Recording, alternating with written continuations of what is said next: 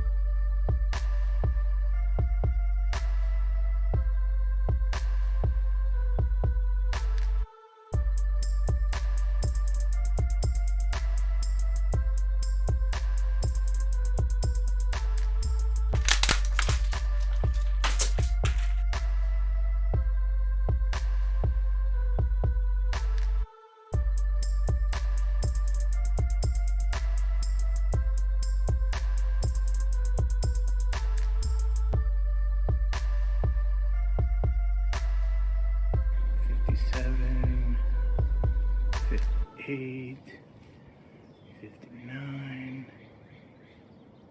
Shit, lost count. Hey, do you like drinking? Do you like vaping?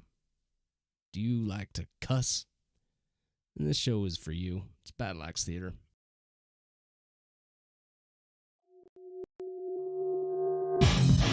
Battle Axe Theater. That's a good name. Battle Axes. Battle Axe, man. He brought the preach. Video. Battle Axe Theater. Death from Battle Axe. I don't know if you guys have seen he just rants, and it's awesome. And he just starts screaming and yelling. I need to have a beer with that guy.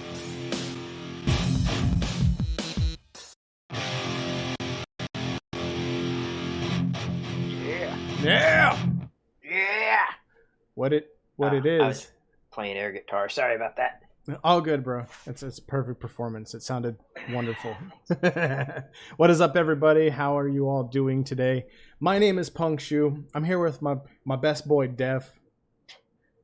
Hi, guys. I want to say So hi dramatic. on this 4/20/2020 edition of Battle Axe Live. So, hi. Hope you're doing well. Lots of I don't- 2020s there. Yeah, it's a lot. I don't know if anyone caught my joke. I was saying hi, Hi. So, yeah. What a Hi. weirdo tonight, guys.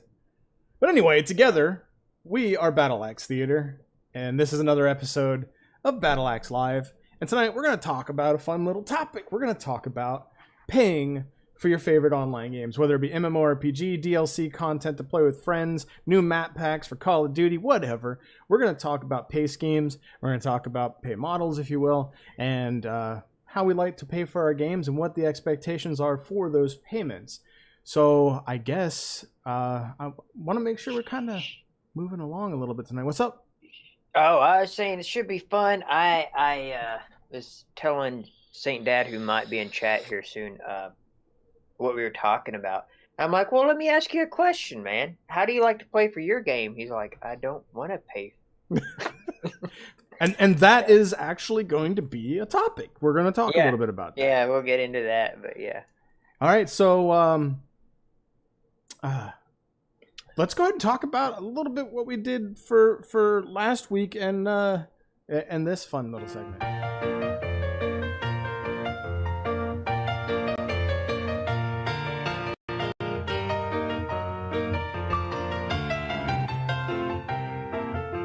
It's the weekend review. Woo, doggy!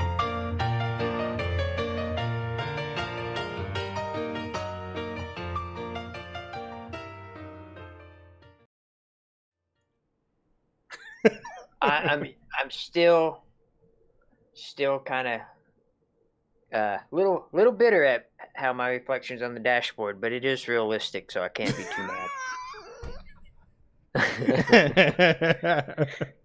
No, that dashboard was reflective in the original image, by the way. I know that somebody had said something about that, but yeah, the dashboard was shiny in the original picture before I cartoonized it. So yeah, and I can relate because I've reflected my head off dashboards before, so honestly, though, if you look at the camera angle, it's more down to like where like the elbow rest would be. So it's reasonable that you, even as a tallish, or if you were normal sized, it would still capture your reflection. Yeah. But it's fun to point. pretend that like you're a child in the front seat. I should have put like the reflection with like a car seat behind it. Oh, I would have killed you. I would have killed you. All right, man. Well, why don't you start us off a little bit with what you were up to this week? This week, well, we got the Saga of Lucemia breakdown stream up. That went up Friday. So it was done. Took a little extra time on that one because I wanted to, kind of fact check myself, make sure everything I was saying was correct, and all that kind of good stuff. But if you guys haven't seen it, go check it out. It's on the channel. It's the Stage 3 pre-alpha or alpha stream showcase breakdown. I know it's kind of a long title, but that's what it is. Renfell was going through the game and showcasing a gameplay session, and I just kind of broke that down from 2 hours and 45 minutes to about 24 minutes or less. So that's up. What else did I do? Ooh.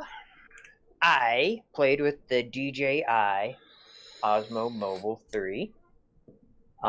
Because as you know, Punk, I got the Rode Mic Micro, or Micro Rode Mic, whatever it's called. And I did a lot of testing out down by the lake, and turns out I didn't have an SC7 connector, so I'm a huge noob. So the mic wasn't working the whole time. But I did learn some stuff on my DJI Osmo Mobile, and I gotta say, man, from having a drone to having that thing to seeing the new products and the new Maverick Mini they have, dude, their technology is like spot on. Yeah, it's pretty crazy. Like I watched how you do that, and you're just using your iPhone when you record, right? Yeah. And the quality that you're getting. I mean, I know the video itself on the iPhone is really good, but the features that the Osmo adds to it, like it like seems like it makes it really super simplified. Oh yeah, you can run with the thing and it's just steady. Like it's not shaky at all. You can move your face, it tracks your face. It's pretty neat. And that's pretty much it. I mean, my gaming this week has just been what it has been the last 2 months, and that's a little bit of Guild Wars. I played a little bit of Warzone. Sell out. I don't like to share that, but I mean it's true. I did it. I played a couple of matches yesterday, and Do you like it though? Do you like it so far? I did pretty good, man. Like, but do you like it? I don't care how good you did. I'm starting to like it, bro, because I mean, it's not something I can see myself playing long term, but I can like understand the concept and I can get the appeal. And when I got ranked 13 out of 150 people last night, I was feeling pretty good about myself. And I was playing solo, so I didn't have a squad. So well, can't you just accomplish that by hiding in a bush the whole time? Well, technically, yeah. If you move every time the ring closes. What was your KD? Oh, there's no D because you lived until 13. Right. Well, you if you die once in that game, you go to this gauntlet where you have to fight a 1v1 scenario. And then if you win, you get another chance to go back out to the battlefield. And then that other person's out, huh? Yep. Oh, damn, that's pretty cool. So yeah, it's pretty cool. I'm not a big fan of battle royale type games, but it's just kind of I get this urge to shoot shit in the face. And man, I played a match of Paladins, and we could save this for another time. But I think they killed the game, man. I don't know if I can play it anymore. What happened? I think they got rid of the kill cam, and then some of the weapons. I guess I don't know if they made changes, but they just don't feel like impactful, and like I couldn't tell when I was getting hit. You know, like I don't know.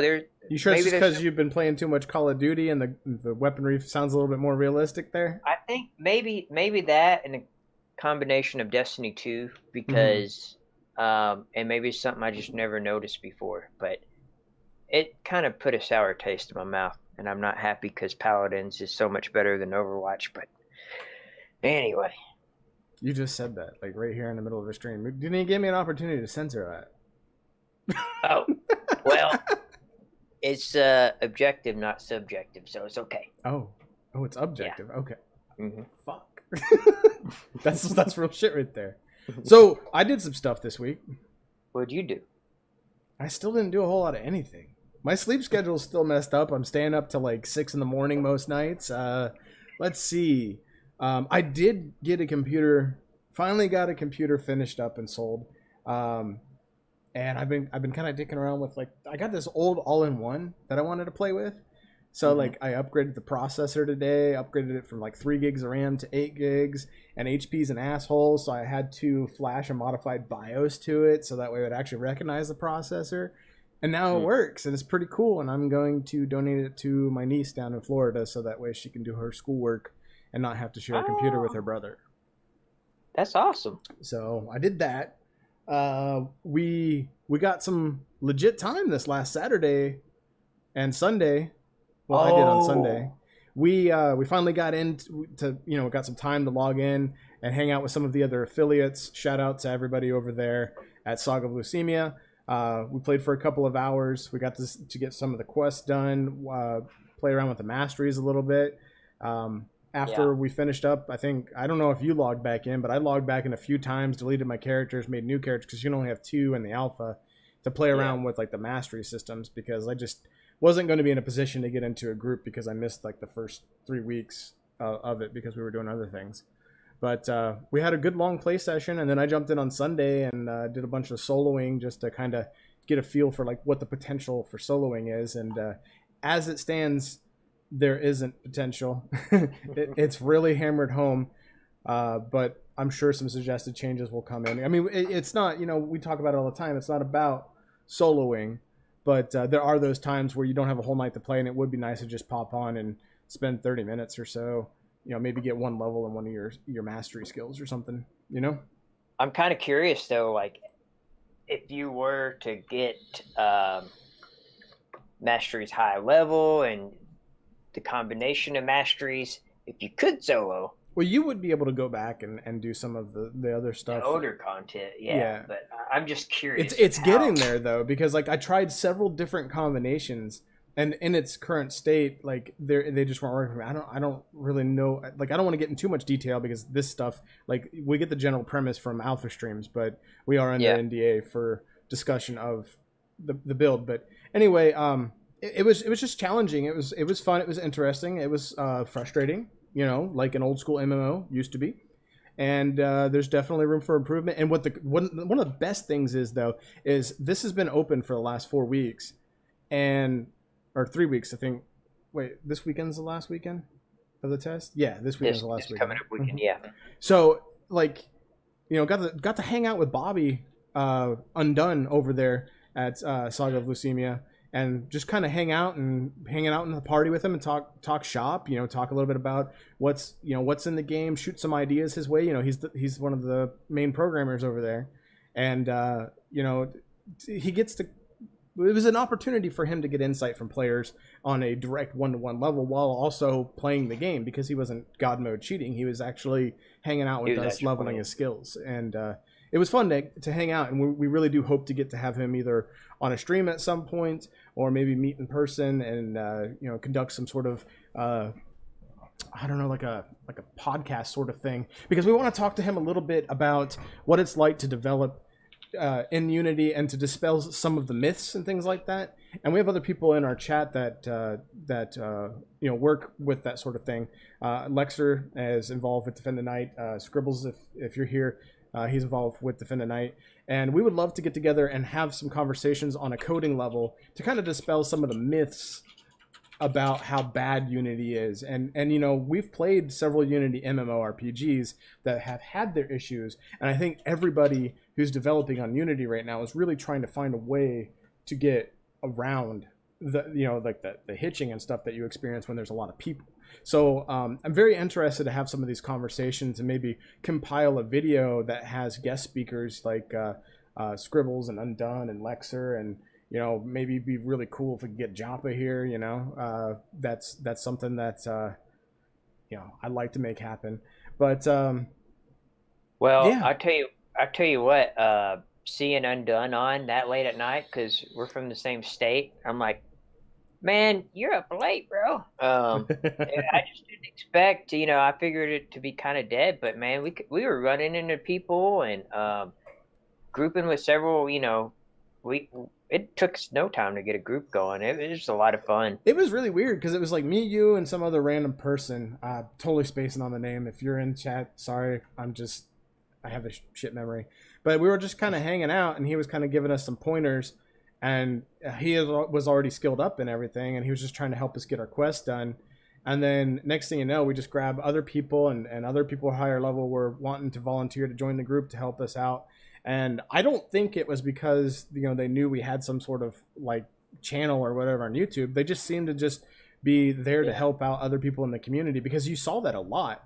Yeah. So I thought that was really super cool. But enough on that, because I'm going to end up saying something that I shouldn't and get yelled at. So we did some Saga. I know you did some story in Guild Wars 2. What are your thoughts on the story without talking about the story? Just like, how did it make you feel? Like what? Okay, I'll say this. I skip through a lot of shit. I don't read a lot of shit. Okay, that's just who I've evolved to as a shitty person. But from the end of the, I guess you would call it the vanilla story of Guild Wars, the end of that caught my attention. You finally get to see it's like Lord Voldemort from Harry Potter or something. You finally see this thing, and you're like, holy shit. And then, so it kind of got my attention. And then when you start the next expansion story, like, man, that is cutscene, it's just the cutscenes and the way they kind of involve you. You're more active within the story, if that makes sense. You don't just you're commander, right? Yeah, and you get all kinds of respect, and you're a badass, and but it's more active, I think. Like you see a cinematic, and then it makes you. They do a better job than the first one. It's like it's action packed. Yeah, so they kind of make you feel like you're part of what's taking place, and like the redemption of things, and progressing through the story. Because the first one is kind of, they have some lull moments where you're like, okay, skip, let's just roll this along. But in this one, I'm like legitimately like, what's gonna happen next? Yeah. So it's a lot of fun. I'm digging it. I'm digging it a lot. Well, I think that's That's enough. We don't need to talk about anymore what we did last week. Our lives are pretty boring. Yeah. It's pretty much the same thing. Why don't we move on to something a little bit more fun? How about we talk about the news? Let's do it. Let's do it.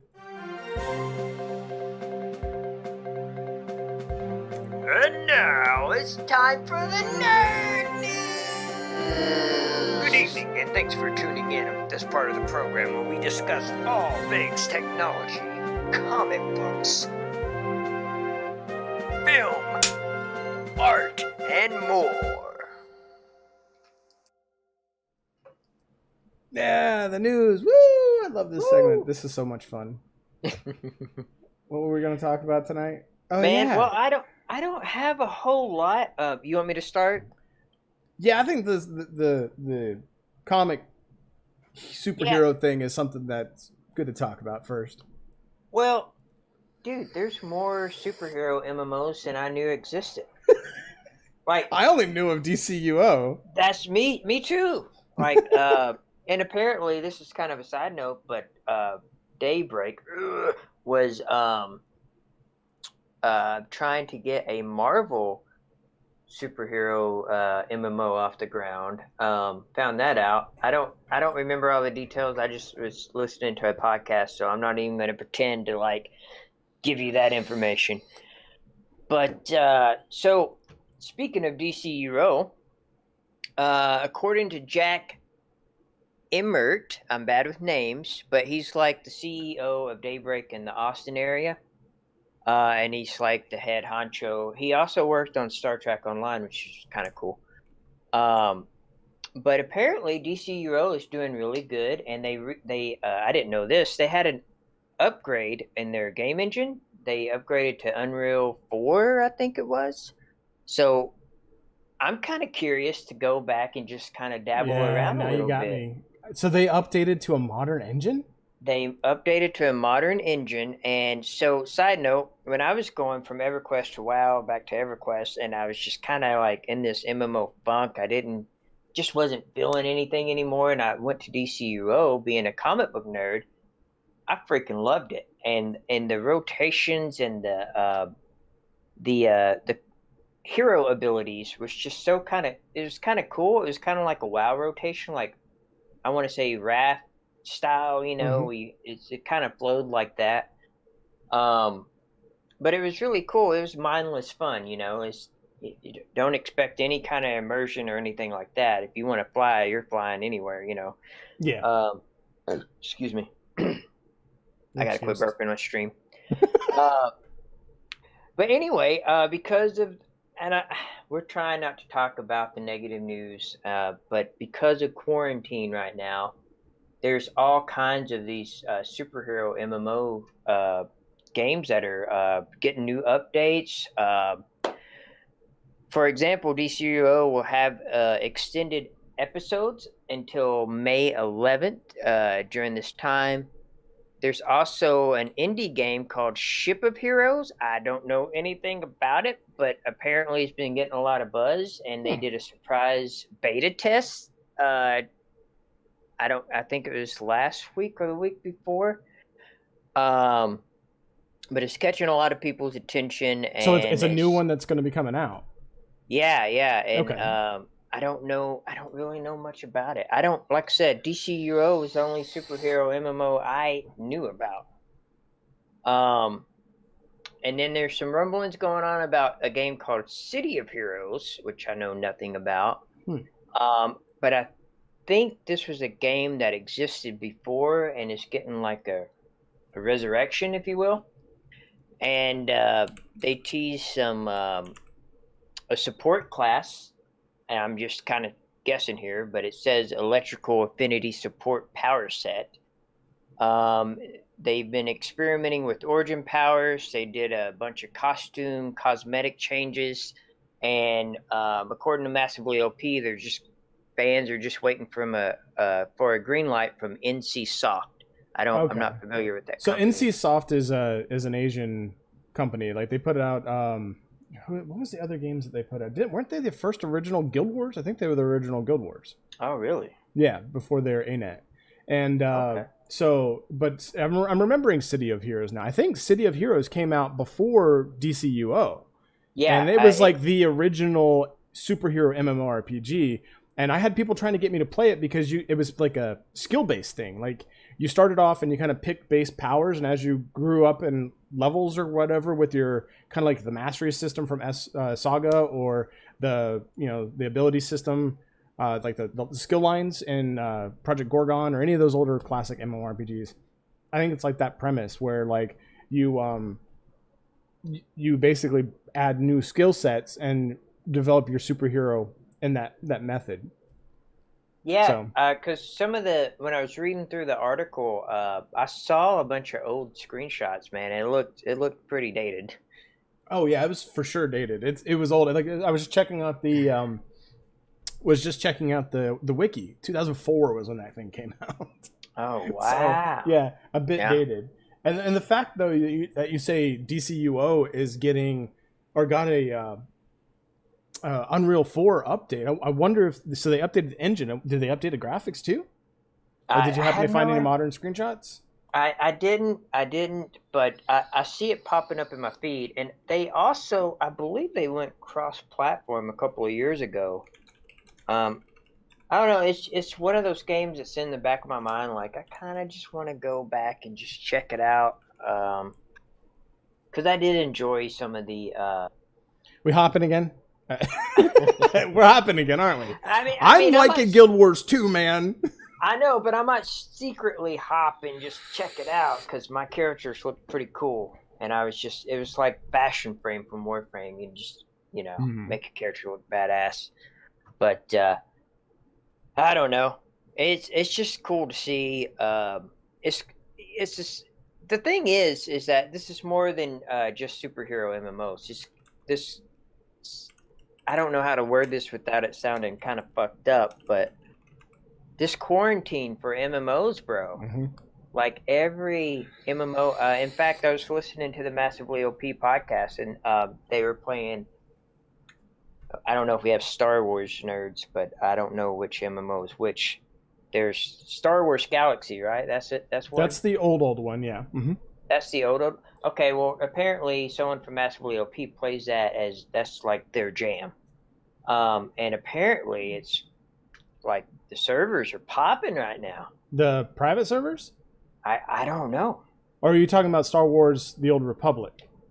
Star Wars The Old Republic. Galaxies. Okay. But I'm not sure. Galaxies was like the EverQuest era Star Wars that they shut down a long time ago.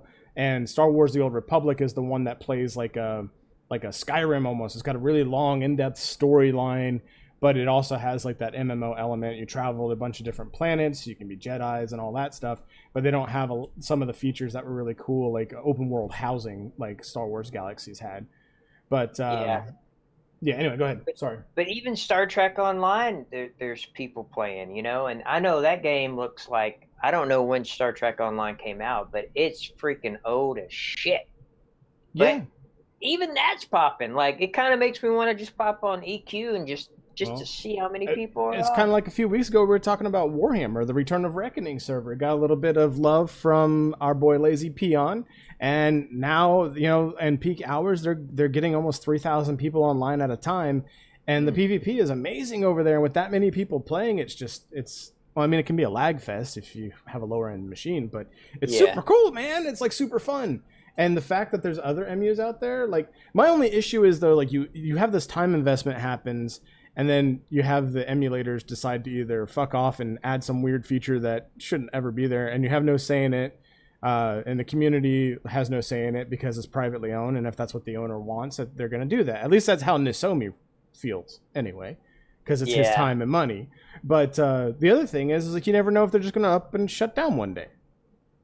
I know, that's kind of scary because if I was invested in P99 and that happened, I'd be pissed. Yeah, because those older games are huge time investments, and so if anybody knows, I'm curious, are they using the old Jedi system on that emulator, or are they using the newer Jedi system?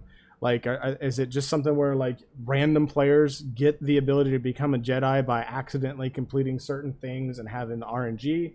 I'm just curious because if that's the case, I might I might dabble and dick around, just like Def might hit at the superhero. I mean, that's our job, right? We got to go check these things out once in a while. Yeah, I know you had. I think you said your brother was telling you to get DC Euro. Yeah. I think so. Man, dude, it was actually not bad when it first started out. I was actually kind of digging it. It was the only medium I could find between EverQuest and WoW. It was like, I'm having a lot of fun. Well, I mean, that's and dude, the thing was that like he had a potato computer, so he was limited to like these like really old style like Korean MMOs, like Perfect World type stuff, and he could run. It was either City of Heroes or DCUO. I think it was DCUO because this was just like 4 or 5 years ago that he was trying to get me to play, and it was because he was able to run it, and it was just so funny because like I kept trying to get him into WoW, and he couldn't really run WoW even on low settings very well, and so he just defaulted to playing these other MMOs, and it it's awesome that he got his game time in, but just that fact that like I'm over here running World of Warcraft raiding with 25 people in a raid zone on ultra settings and having a fucking blast, raiding and shit. And I couldn't turn around and be like, yeah, let me go play this old funky. Like now I can because like you and I have revisited so many old games. Mm-hmm. But yeah, anyway, we said we weren't going to take a long time with the news tonight, bro. Oh, okay.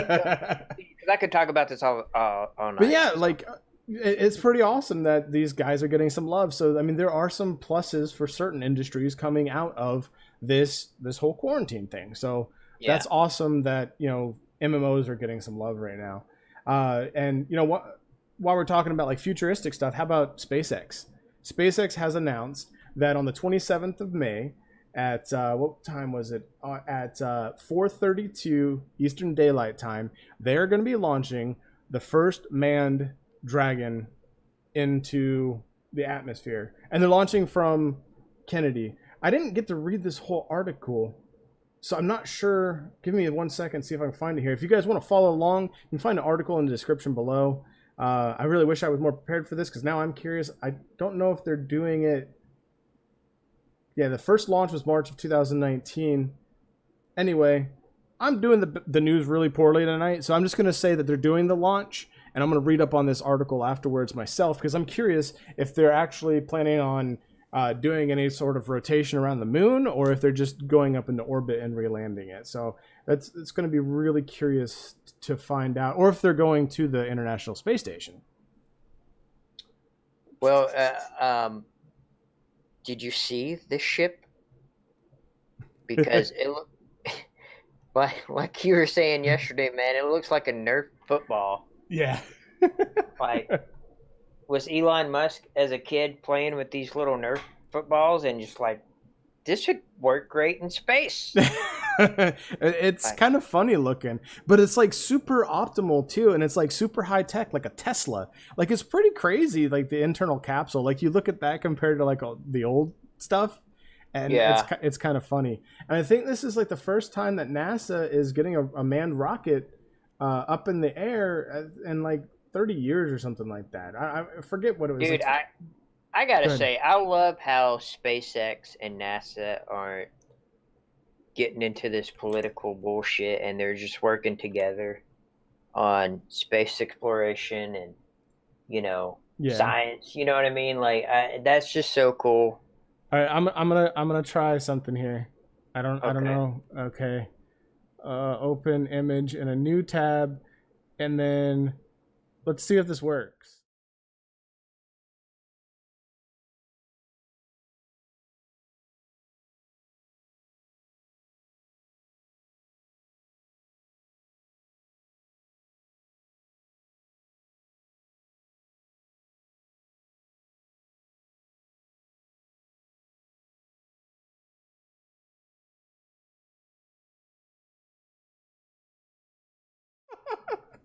I'm for real though. I've heard stories from astronauts on the space station, and like you get like there's only like one window or two windows on that thing. Oh, that's insane. Like I couldn't live like that. Like you and when you get into space, it's not like you can call window. You got so much work to do and so much stuff to work on and get going. And then if you happen to be working by the window, you can be like, oh, there's Earth. That's where I live. You know, That's where I live. That is, yep. That is pretty cool. So, guys, check out that article. I'm sorry for dropping a ball and actually having some description about that. I messed that up, but it looks like it's a pretty good read. I read it, I skimmed through it a little bit before the stream, and now I found it the other day, and it just like it's awesome because Def and I have been like all about Tesla since they first got started. When I first started landing the rockets, that was super cool. I remember watching them try to do that over and over, and eventually they landed it. And I was like, I jumped up from my computer, I was like, yeah, it's like progress for humanity. Dude, I remember when was it the Falcon 9? Is that what it was called? When we were watching that from, I was watching it from work, and then you were watching it, and like we were like, dude, that was epic! How the rockets just fucking landed back themselves and stuff. Yeah, that was pretty sick. And it's kind of like what we talk about with MMOs, right? It's kind of like you get to see Elon Musk shows his progress of what he's working on, right? Yeah. You know what I mean? So it's just kind of neat to see their progression. And I love his mentality, man. Like, there's no failures. There's only data. Yeah. And that's a really good thing to live by, especially in an industry where you have high failure rates. But that's all you can do is you can learn from it, and you can reduce the failures and reduce the risk. And it's so cool. But moving on, how about that PS5 controller? Man, the internet wars are real. They are super real. Yeah. Especially PlayStation fans. I mean, that does not look like a PlayStation controller, in my opinion. Yeah, I mean, I don't know. Like, I've got arguments on this, and I like it though.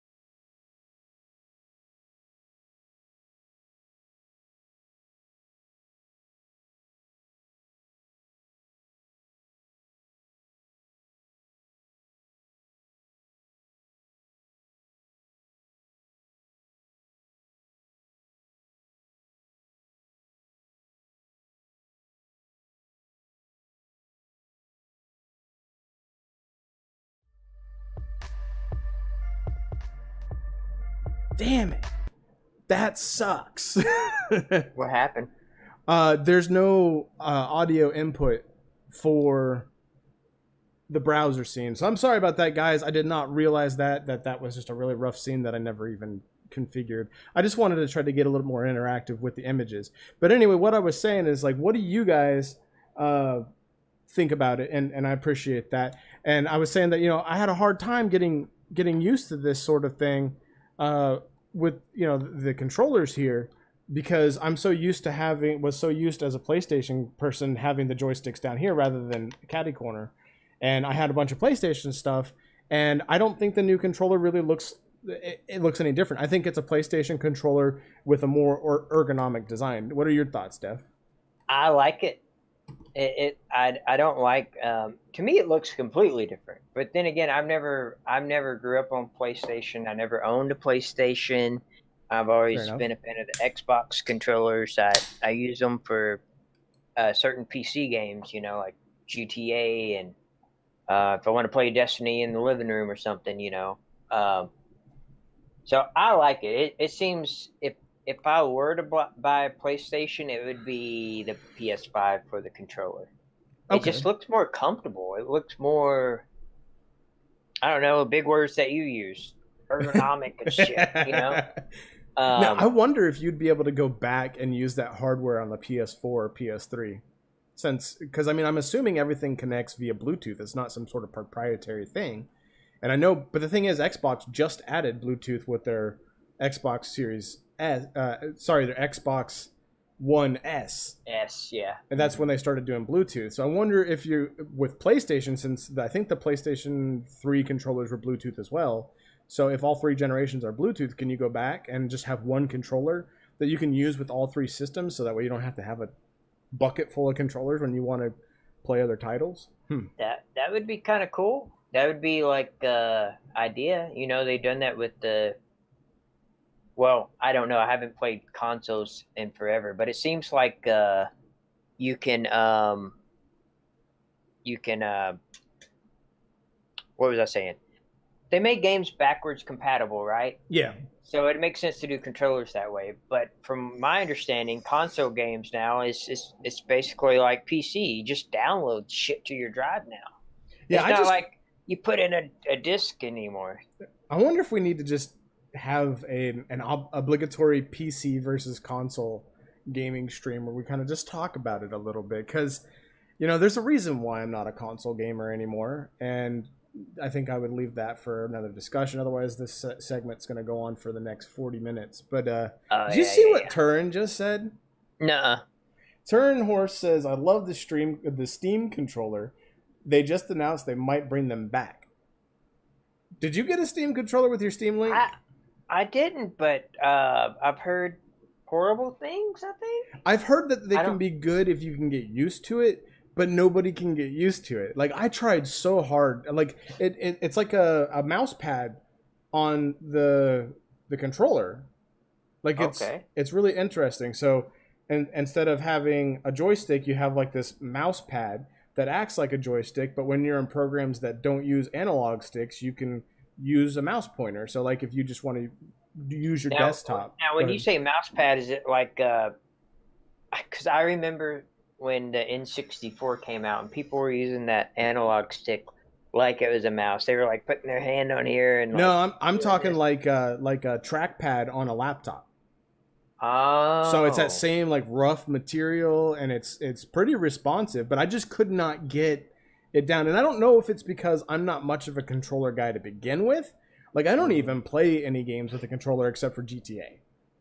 Yeah. And I'll play Witcher at some point if I ever get around to it, or Assassin's Creed with the controller, but I just couldn't get used to it. You know, you had the buttons, but you also had this weird thing. Like I've got one. Z's not in chat tonight, but I know Z has one too, and like neither of us could really get used to it at all. Like mine just sits in there to control the Steam Link that I never use, but if I ever use it, it's a lot easier for it to automatically link up than the Xbox controller for some reason. Well, I'm kind of unbiased on it because I never tried it, but I don't know. I don't use controllers myself. I'd rather have keyboard and mouse, but I get a lot of shit because this is what I use for a mouse, everybody. This guy is weird.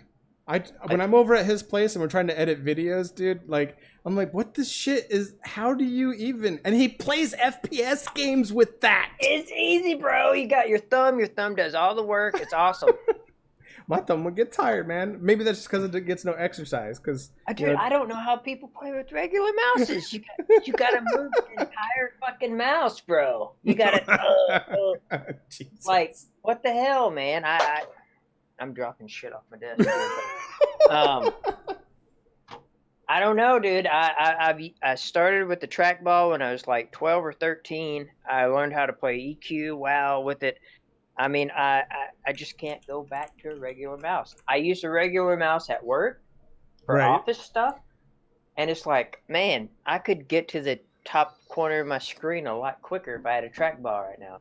Maybe it's for I me. could just go beep, Well, most normal people haven't used trackballs, and I think the argument goes both ways, right? Like you're used to using the trackball, so you can take a trackball and be like, bam, because the muscle memory is there. I can take my mouse and I can flick it to my third monitor. Boom, I'm over on OBS on the third screen. Boom, I'm back on the third screen on the other side.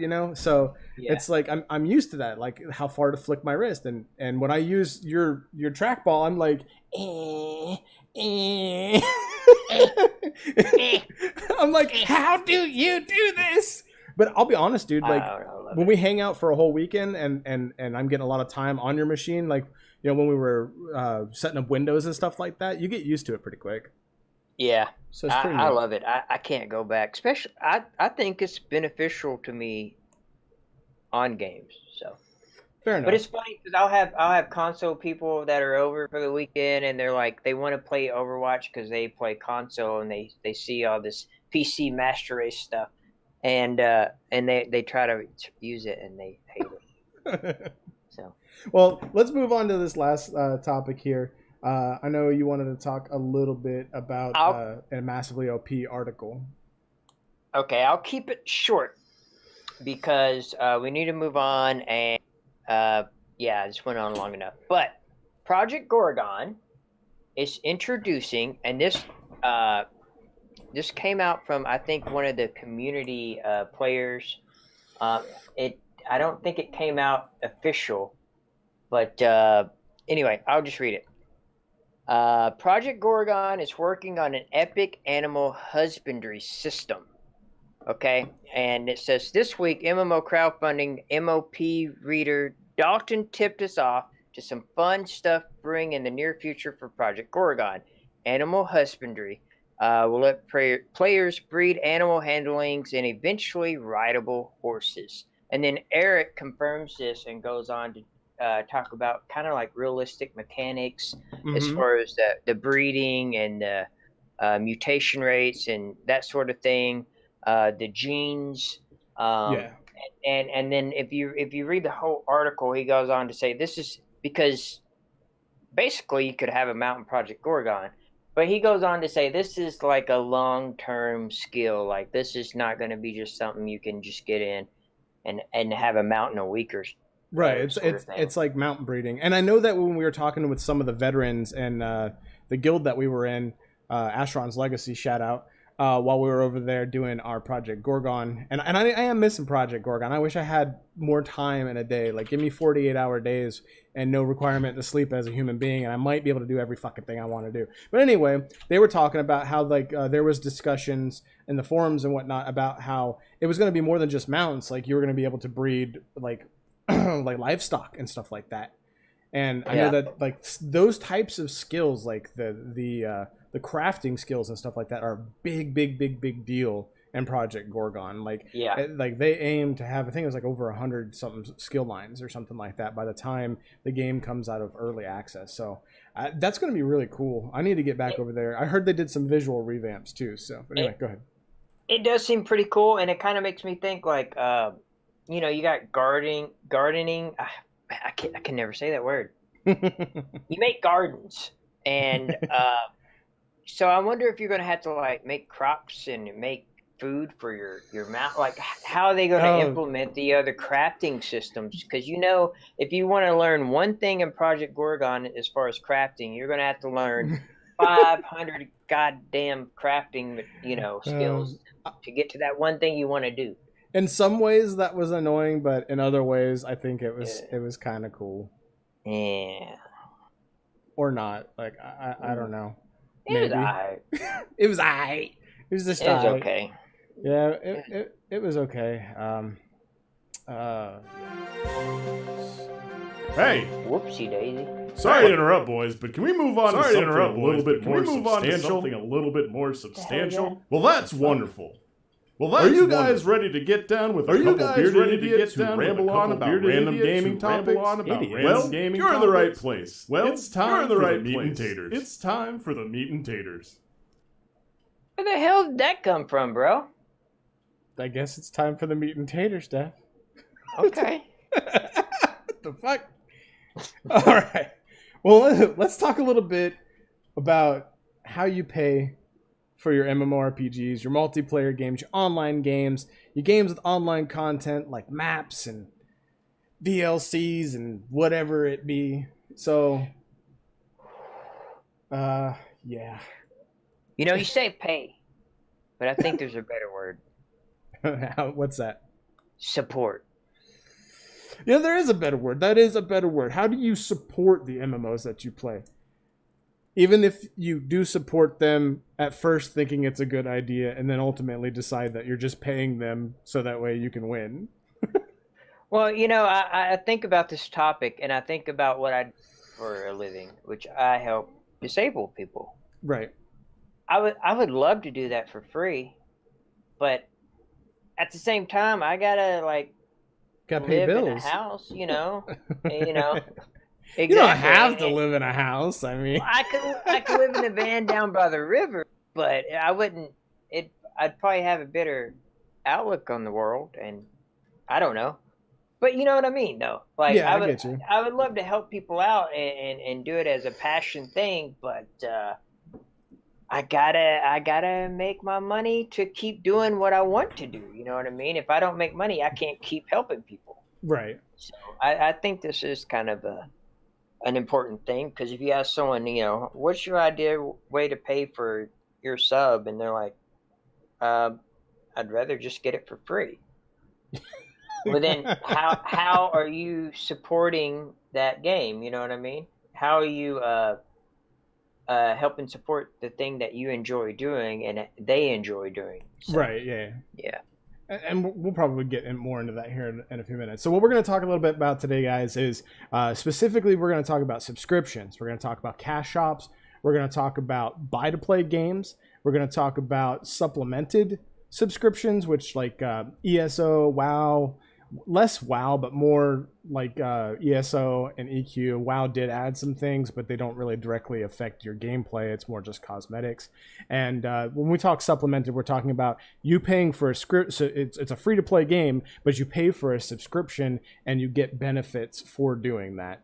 That would go above and beyond you know, just being a free-to-play player, but you're not buying specific items. And then we're going to talk mixed systems that are like BDO and even Guild Wars 2 to an extent, where it's a buy-to-play system, but then there's this cash shop that keeps them able to continue making money after that initial purchase and allows to provide this going forward. So one of the first topics we want to talk about was content. Like, when you pay for your MMORPG, whether it be any whatever system you're talking about, we're going to break this down system by system.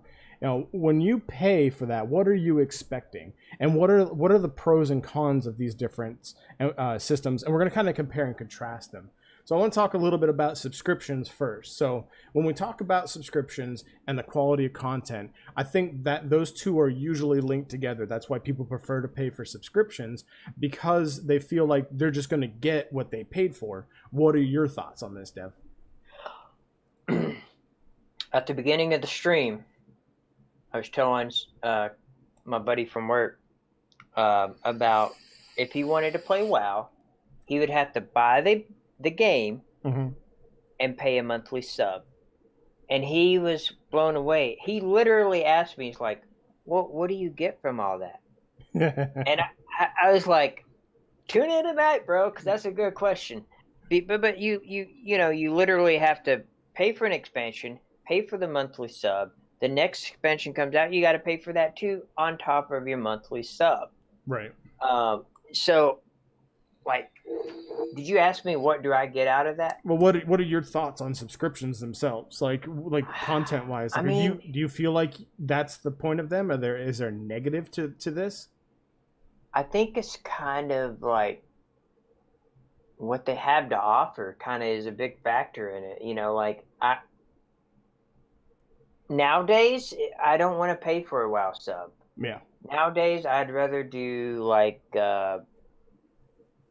I would say ESO, but I like Guild Wars 2, where if I buy that game, I can play that entire game. And to an extent, you can do that with ESO. But you buy the game and you have it. And they have other ways to implement, and I know we'll get into that later on, but I'm kind of over the subscription thing just because as I get older, like what if I don't have time? I'm Right. sitting there, I'm paying for a whole month and I'm only getting to play a week or two out of the month. Well, I'm curious also, guys, while we're discussing this, I'd like to know in chat, let us know if you are a supporter of a subscription-based system, because I know there's a lot of people in the Pantheon community that support that, and the Saga of Leucemia community that support that because of whatever their personal reasonings are. I would like to see what your personal reasonings are, that why you would pay from a content perspective, like when you pay for a subscription, or why you would rather pay for a subscription. Why do you pay for that with regard to content? What are your expectations?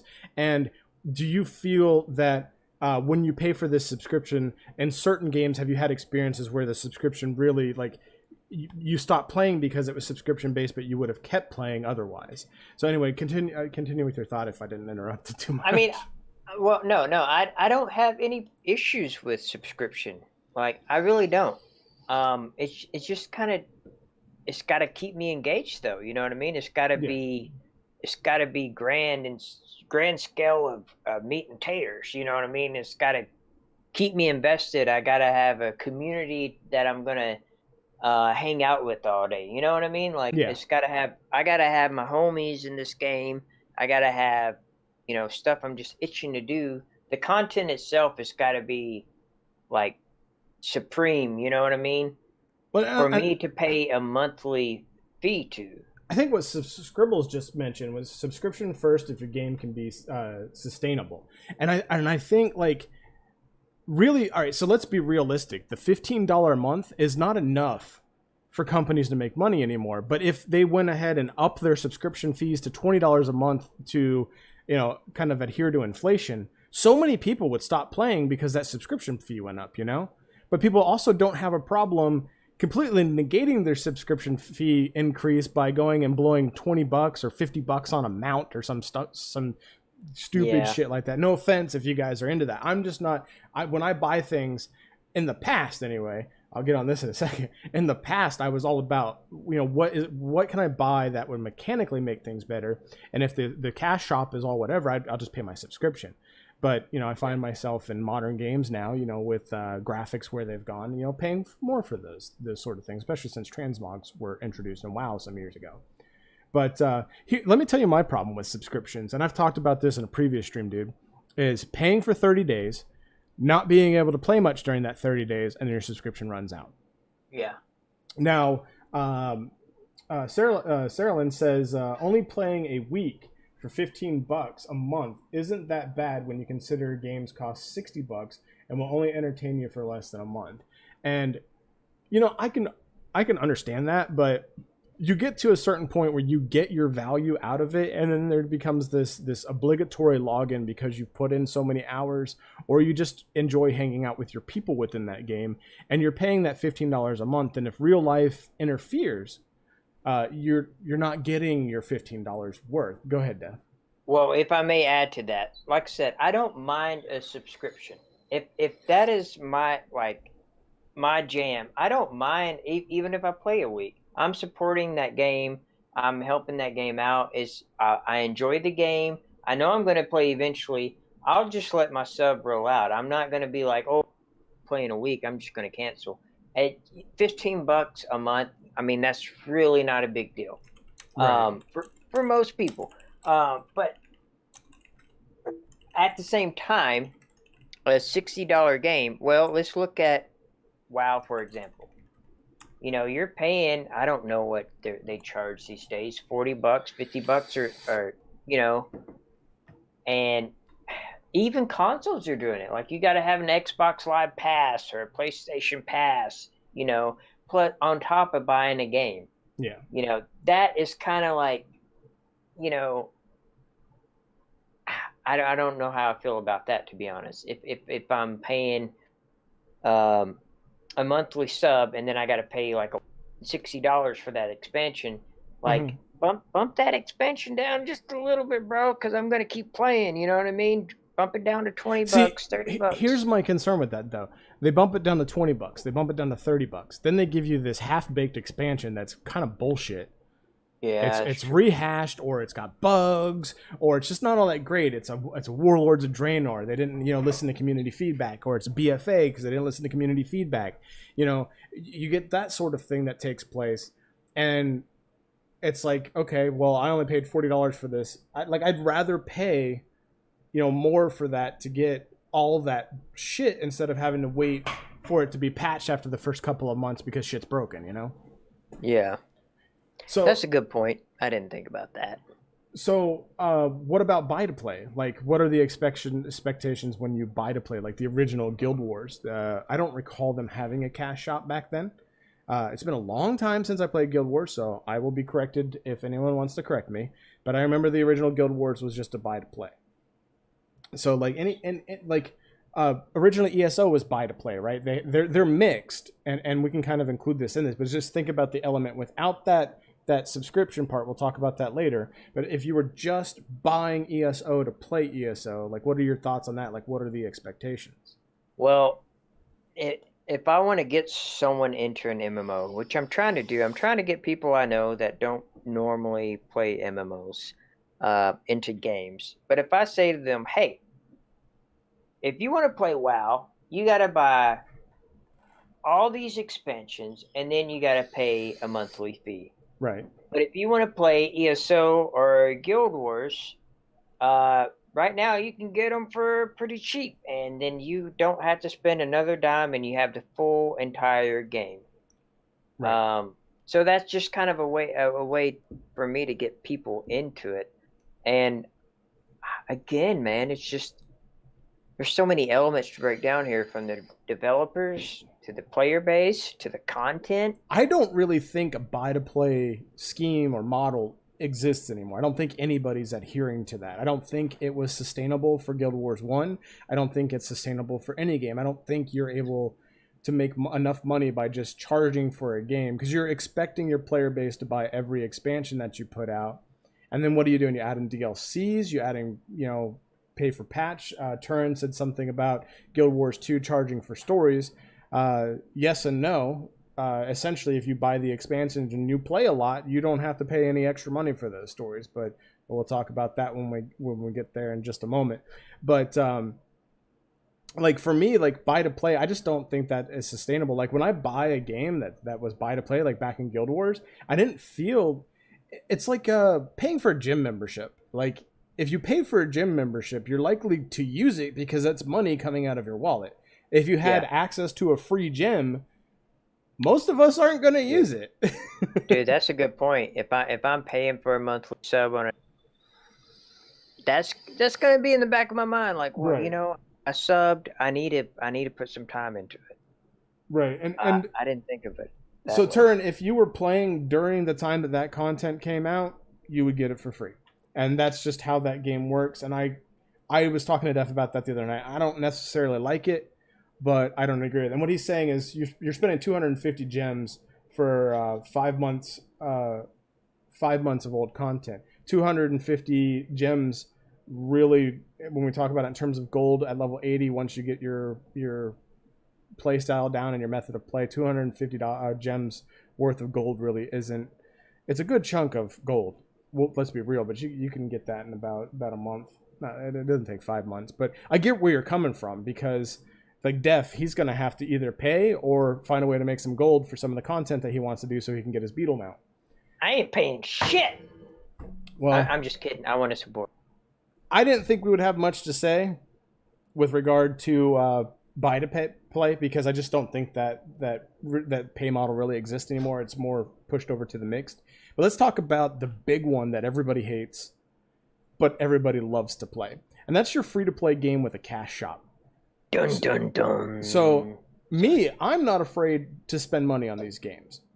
But you, on the other hand, you barely ever spend any money when we play a free-to-play game. And I'm calling you out on this on stream. Come on, because man. I just want I want to talk a little bit about that. I want to know, and I'm sorry, I'm not trying to ignore your questions, guys. I'm just trying to move the stream along a little bit because we did get a little long-winded. And again, I don't think there's really much of a buy-to-play schema out there anymore. So let us know, like, for those of you who play free-to-play games, multiplayer, MMORPG, whatever. Like I think when I think buy to play, I should have talked a little bit about the DLC model. So we'll circle back to that in a moment. But why don't you spend money on MMORPGs that you play that we play for free? I mean, I do and I don't. Like, eventually I will if I come to a brick wall and I'm like, I really need to get this, you know. Like, I do want to support the game, like I was saying, but at the same time, like, I can't find myself throwing large chunks of money at a game that, you know, unless I absolutely need something. And then that's where some of these games get you, like ESO. If I'm going to play ESO, well, I can buy the game and I can play the game for free.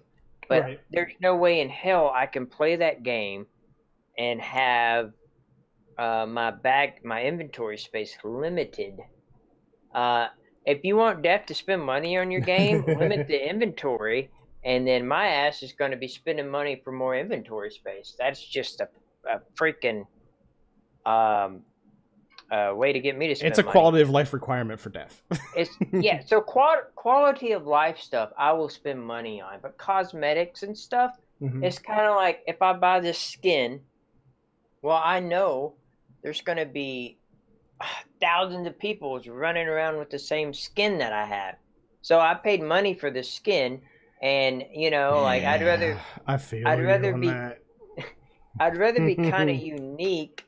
Now, certain mounts, I'm guilty of spending money on mounts, you know, stuff like that. But stuff like utility, quality of life,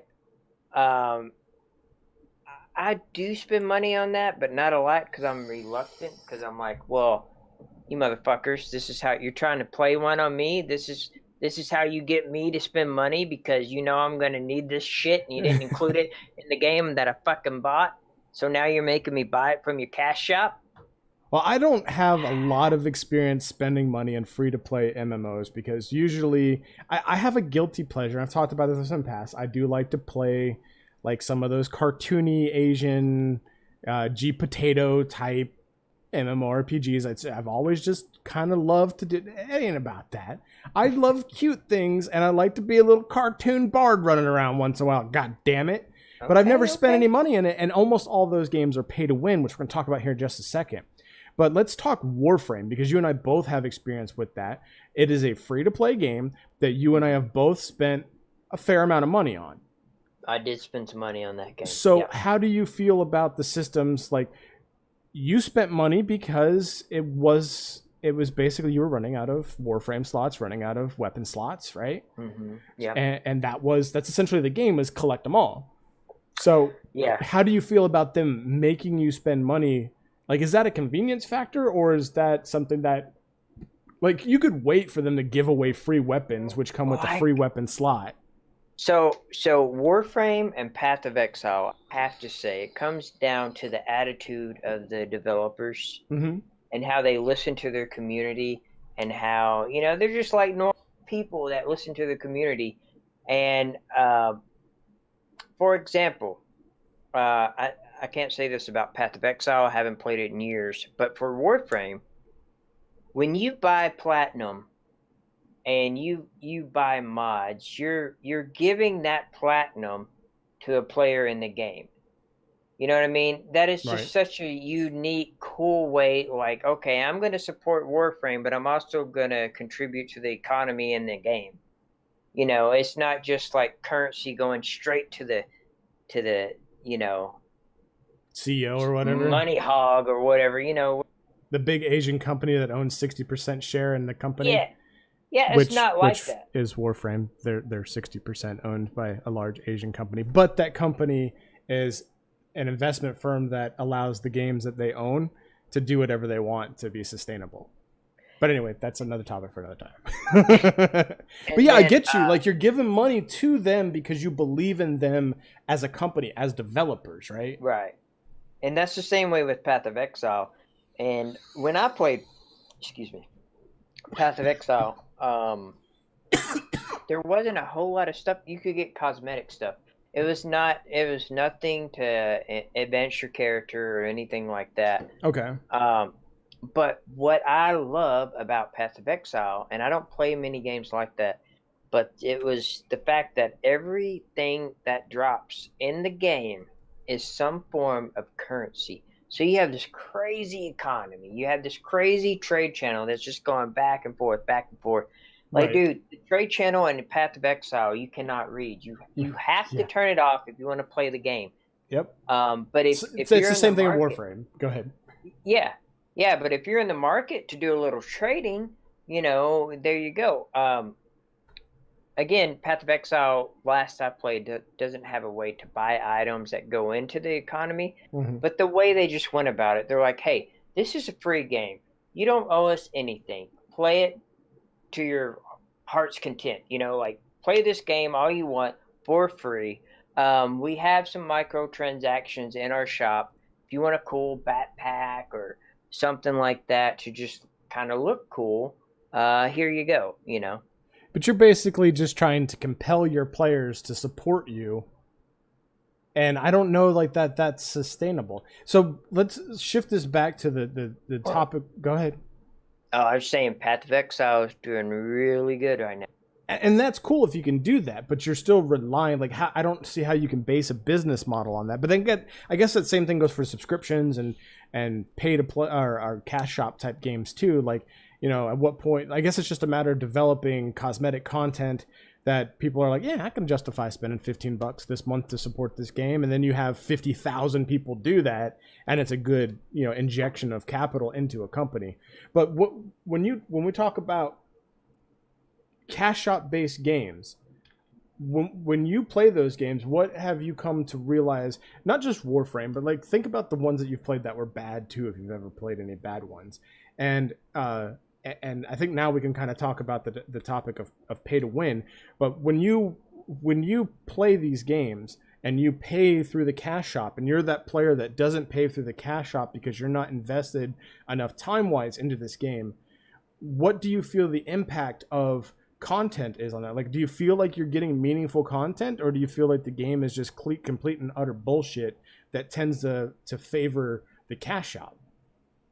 There are certain games, I'm trying to think of some examples, that it's just clearly you log into the game, hey, here's a cash shop for you to look cool because our content is not that great. And that's why I brought up Path of Exile. Yeah. Path of Exile to me I was sucked in, dude. I was so addicted to that game. And bear in mind, I didn't get to play Diablo 2. When Diablo 2 was out, I was playing EverQuest and stuff like that. Mm-hmm. And then again in EverQuest, you had to be in the game 24/7 to get some cool shit. You know what I mean? You had to find groups, not 24/7 literally, but you guys know what I'm saying if you played the game. But you know what I mean? You always had to be in that game. You had to be invested into it. You're paying a monthly sub, and you also bought the game. And then the items that you get, you earned. You know what I mean? Right. Fast forward to modern MMOs where you do the same thing. You pay for AAA MMOs where you pay for the game and you pay for a monthly sub, but you get this awesome piece of gear that everybody has because it's a fucking giant cookie cutter based system. Right. That's where I get kind of bitter on like Blizzard. I'm not trying to shit on Blizzard this whole stream, but I just don't care to give them my money. I know they got plenty of money, dude. You know what I mean? Like, yeah. Like, I know that if I was to get into WoW and the new Shadow expansion, whatever it's called, and I was to dedicate my whole entire life to getting good in that game, and I get rating, and I get the tier 16 set or whatever it's up to now, I have the same set as Joe Blow over here or Larry Bob over there. And it's like, okay, you're not giving me anything to work with. And I guess that's where microtransactions can come into play, where you don't want to look cookie cutter even though you have the same gear, and you just want to spend a little extra dime to have a different shoulder than Larry Bob, or I don't know. See, that's the thing. Like, I think we used to pay for subscriptions to have that, like, where, like, everybody's on the same footing. Everybody is even keel. You've paid your $15. It supports the server costs that are needed. It supports the paychecks. And you're helping create jobs, and the amount of work that you put into it as a player differentiates you. And we've gone from that mentality, because I can remember standing around in Shatrath and people just walking up to me and going like, "Oh my God, you look awesome. You must be in a raiding guild." And I'm like, "Yeah, I'm in Black Omen." And then they're like, "Oh, you're in Black Omen. Like they're like the second top guild on the server." And And I'm like, "Yeah, I feel good about that. It's worth my $15 a month plus my, 60-hour week time investment." I don't know how many hours I invested, but it was a lot. But like I almost feel like subscription-based games have tried to keep even keel with the microtransaction system, because that's what their player base is used to. Like if they just stopped charging subscriptions and they were like, "Okay, World of Warcraft is going to go free to play, but you no longer get access to a backpack. If you want the backpack, you got to pay $15 a month. But also, if you pay $15 a month, we're also going to give you a 10% increase XP. And on top of that, we're going to give you some cash shop currency so that way you can spend it on mounts and stuff like that."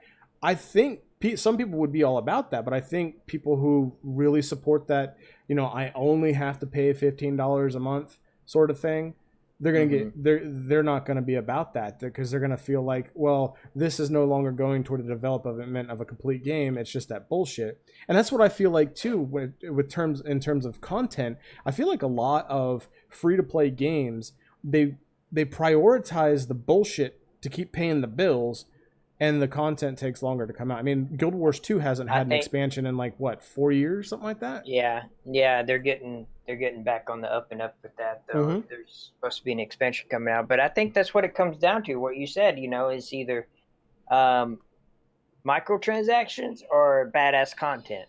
If a game has badass content, I will pay for the game, and I will pay a monthly sub, but I had to be engaged into it. I had to feel like, this is what I want to play.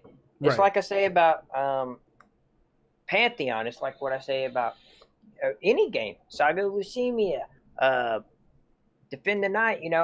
When I get into an MMO, I got to be sucked in, and it's got to be badass. You know what I mean? And I'm not shitting on any of these games. I'm going to play all of them. What I'm saying is that I just got to be feeling it. That's it. And I'm the same way, right? I'll give you all my money. Well, like I just told you, like I dropped $100 over the last month we've been playing Guild Wars 2. And the way I look at it is I need things to give myself the quality of life, right? Like I had a character that I made a female, and I found myself making a lot of females, but they were already level 80, and I really wanted a male character, that I could run around as a dude and be recognized as a dude instead of a chick. It's nice to have something nice to look at, but it's okay to look at some badass Norn dude too, and it's like, okay, I'm not going to re-level this character to level 80. Granted, it doesn't take a long time, but for convenience factor, I went with the little thing that costs 1,000 gems that lets you re-roll the character and change the name. It was an identity thing. But anyway, I bought that and a few other things, bag expansions, like tools that never run out, so that way you can gather without having to replenish your tools, because that was getting frustrating. It was taking up bag space, because when I go out gathering, I'd have 4 stacks of each type of tool, and that's 12 slots in your inventory that are filled up. So I spent the money. But I like that I can just get on Guild Wars and I can just play Guild Wars, and I don't have to spend the money, but I feel like spending the money. You know what I'm saying? I feel compelled to, not because I feel obligated to, but I feel compelled to because I'm enjoying the game. Go ahead. That's exactly what I was going to say. If I'm enjoying the game, give you know what I mean? Yeah. When we try out, MMOs for just trial sessions or new games, and they have a cash shop, I'm not going to give you my money right off the bat. But dude, I bought, just to set the record straight, I'll share this with you. I spent a little bit of money on Paladin. I spent a little bit of money on Path of Exile. I spent quite a bit of money on Warframe, and these are all games that have microtransaction. And I bought a couple of things from Guild Wars 2. Oh, look at you, sneaky. Not a whole lot. Well, I paid for a character remake on my Guardian because I was a tall ass Norn. I was a walking target in PvP, so I had to shrink myself. But I was kind of in the same situation. I'm like, I'm not this character all the way up back to 80. Right. So, but like I said at the beginning, the stream title is Ideal Way to Pay for Favorite Games. To me, support is an awesome word because, we got to support these games no matter what we like it. It's just, what are you getting out of it? If you're getting something out of it, then, give these dudes some money. Yep. So you can keep going. So the whole buy to play thing, I love it. If you can, I like this system where here's our game, try it out, and you get some sort of core little teaser, you can play up to level 25 or whatever. I like that. And then if you like the game, you spend your money and you pay the full price for the game and you buy the expansions, but you can play those whenever you want and you don't have to pay a subscription. And then I like microtransactions, the mix system. So let's talk a little bit about the mix system. I love ESO's mix system. I think BDO, in a way, kind of does an all right way with it. The mix system that, the EverQuest, where you can pay and you get the stuff every month. Daybreak, currency Daybreak, or whatever. And I like that. And I really wish every new MMO came out was like that. I'm not looking forward. I almost said I'm not going to play Pantheon but I'm not looking forward to playing Pantheon and Saga of Leucemia or any of these other new indie MMOs that are coming out if I have to pay for a subscription every month. I mean, I literally had a car loan that had 2 years left on it.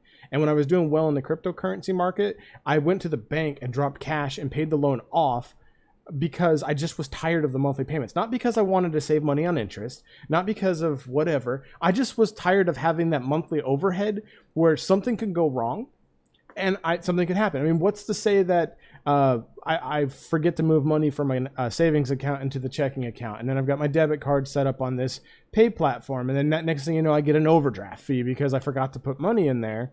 You know what I'm saying? I know there's systems put in place. I'm just using this as an example. I don't want the what ifs or what might happen or, I forgot to cancel my sub knowing that I wasn't going to be able to play much at all for the next month. You've been there where you've paid for an entire month of a sub and then barely played. I think I've paid for 6 months worth of WoW just because, Yeah. I just let it go. But at the same time, I'm playing devil's advocate here. I think you'd be inclined to at least start out, right? Mm-hmm. And pay for a sub and try the game out, right? For at least a month or two. And then you can make your decision there once you have the content. Or are you talking about if you have to buy the game and pay for the sub? I don't want to pay for a sub at all. I don't want to have one more thing on my plate to remember to pay every month. Even if it's only $15 or $10 or $12 or $1. I don't want one more thing that's out there that I have to. I mean, I got electric, you got water, you got gas, you got trash, you got car payment, you got insurance, you got utilities, you got house savings, you got food, you got fucking, you know what I'm saying? The list goes on and on. And then you got to add one more element of it for entertainment. Well, I'm already paying, most households are already paying for Hulu and Netflix and HBO and so on and so forth. You're going to add one more thing to that. I'd rather be in a position where I don't have to pay for any of that because it's just if I could just pay for a year up front. But then there's also the thing is what if I pay for a year of Pantheon and 2 months in, I decide this game's not for me? Yeah, I was about to say, someone in chat, let me scroll up. Turn's talking about Lotro. Yeah, Lord of the Rings. And they paid. I don't remember the number, but said it was the best purchase of his life or something like that. Until 6 months after the game came out, they went free to play. Did you get anything for that, Turin? Did they give you anything when they went free to play because you paid for a lifetime sub or whatever? Because I've seen that happen in other games where you pay $200 and then the game doesn't even end up making it on a sub-based system for the equivalent of a 2-year sub or lifetime sub or something like that. Anyway, go ahead. And then JG said, I spent more on Warframe than any other game. Those 50% offs will get you, man. That is so freaking true. But we were lucky. Like, what we used to do in Battle Axe as a community, if somebody got a 50 or 75% off, they'd let everybody know. We'd pull together. We'd throw in, we'd buy the biggest package there was, pull it together, and split the money and let the other person keep the mods or whatever. Yeah. Dude, we had a good system. And I still managed to spend almost $700 in a year on fucking Warframe. Well, here's the thing I want to say about subscriptions. The problem is nowadays it's almost impossible to be committed to one MMO. Yeah. So if you're if you have an MMO that's really good and you're charging me $15, $17 a month, including taxes and all that, and then there's this other game I want to try out, but it's charging me $15 to $17 a month, and you know what I mean? Like, I can't play 3 MMOs that are sub-based and balance that with my real life work and routines and make time for 3 separate games. So in my opinion, the buy thing is awesome because, I mean, if you're a hardcore MMO player and you want to get to end game, you're invested in that. And in which case I say I'm all about a subscription. You know what I mean? I don't mind paying a subscription if that is my one jam. But that's non-existent in modern climate. And that's what I'm saying. And here's the thing, like, I'm even okay paying the equivalent of a $15 a month sub. Like, put out a full-length expansion every year and charge $100 for it for every player. I would pay that if I was really truly invested in a game. But I just don't want to have to pay a monthly sub unless there's some legally binding thing that happens that makes subscriptions, if you pay for 30 days, you get 30 days of game time.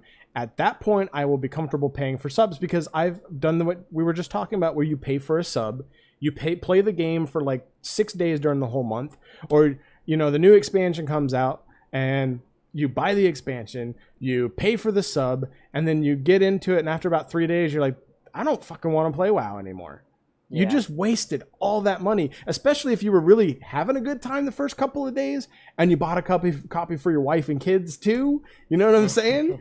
Like, every time we do something like this with my wife, I got to be like, okay, you really want to play it because I got to buy an expansion and I have to pay for a month's subscription. So that's $55 that's gone if you're not having fun. And we've done it, and I've tried to convince her to play, and she just doesn't have a good time. And that's not on her. Like, that's if it didn't get her to play, it didn't get her to play, and that's money wasted. Like, at least I would have saved the $15 if I didn't have to pay for the sub. You know what I mean? Right. Ooh. This is Sarah Lynn, that's where that mentality comes from.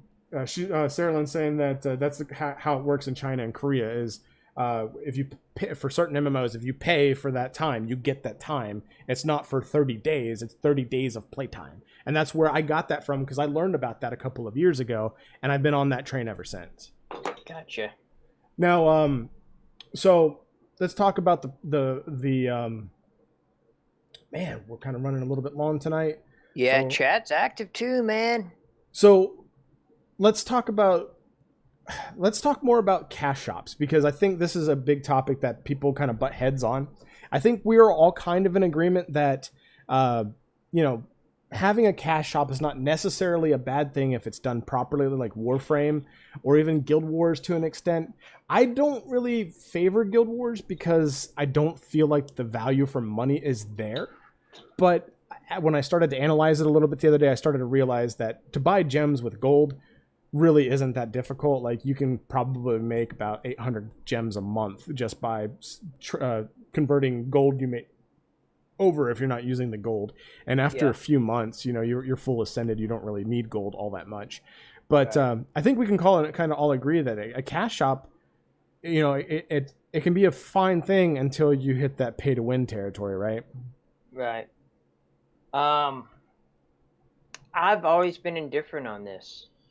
I like using this support word because if they want a cash shop there, as long as it's not paying to win, as long as it's not giving your character an advantage. Mhm. I'm all about it. Toss them some extra coin. I really like what EverQuest had, where players could design a piece of gear and put it on the cash shop, and they would get a piece of that, and Daybreak would get a piece of it, or Sony or whoever was at the time. I haven't played EverQuest in a while.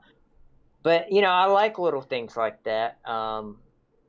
So cash shops don't necessarily bother me unless they're pay to win. So what turns, in your opinion, a cash shop into a pay to win cash shop? Level boosting, instant mounts, instant riding speed, anything that enhances your character, basically. Anything that gives you an edge. What if you're able to work in the game to achieve the same exact thing, though? What if you can get to level 80 without buying an 80 boost? What if you can get that same exact mount?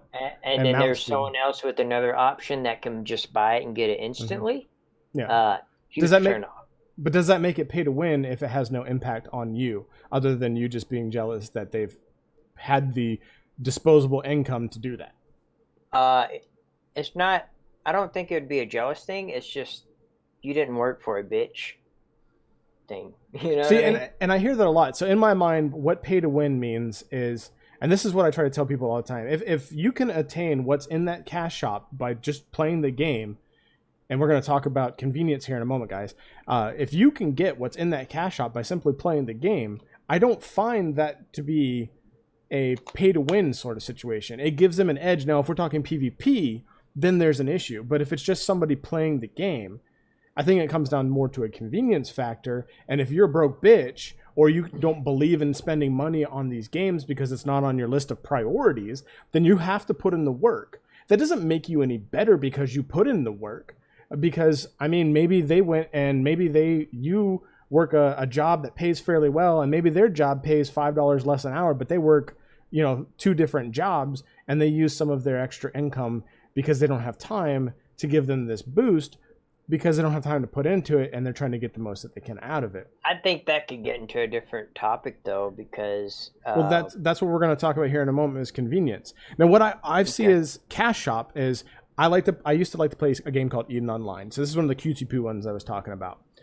You could get to like level 49, and there was this XP curve that's retarded.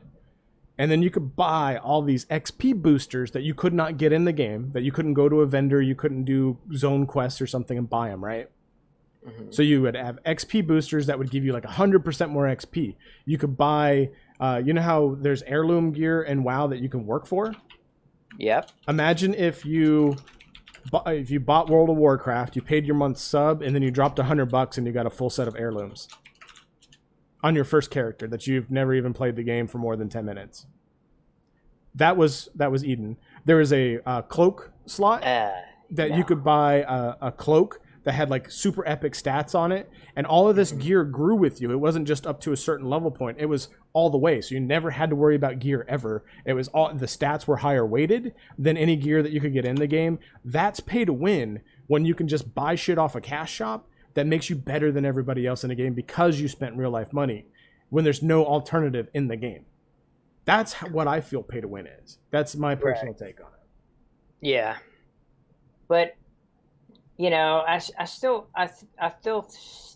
think that any character advancement and far as exploring the content and stuff like that, I'm just not about it. It just kind of rubs me the wrong way as a person. I mean, there may not be nothing wrong with it. It may be cool to a lot of people, but like, you want the people to go out there and put the time in. I mean, I want people to play the game. It's recently. Go ahead. I'm sorry. I'm talking a lot. Oh no, I'm just saying. I just want people to play the game.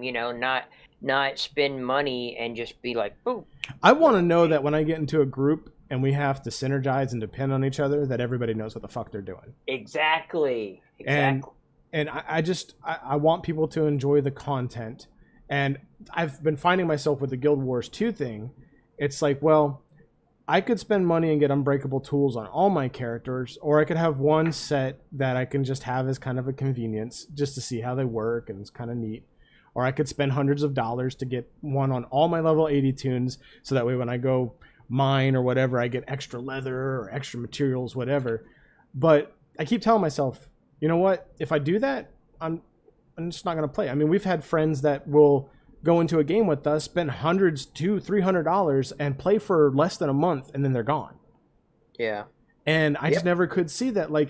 And I think that's the mentality, is like, if you overuse a cash shop and you're getting all these benefits, you don't actually want to play the game, right? Like, you're just buying the cosmetics and you're buying these cool things that don't make you feel invested. I think that's why we played the games we did for so long, because it was that investment, because the cash shops didn't exist. Yep.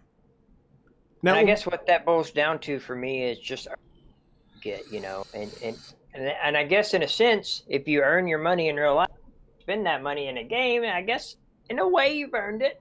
But yeah, you know what I mean? You didn't put in the work that everybody else had to. And to me, that's kind of not technically play to win just to look cool, but it kind of irks me a little bit.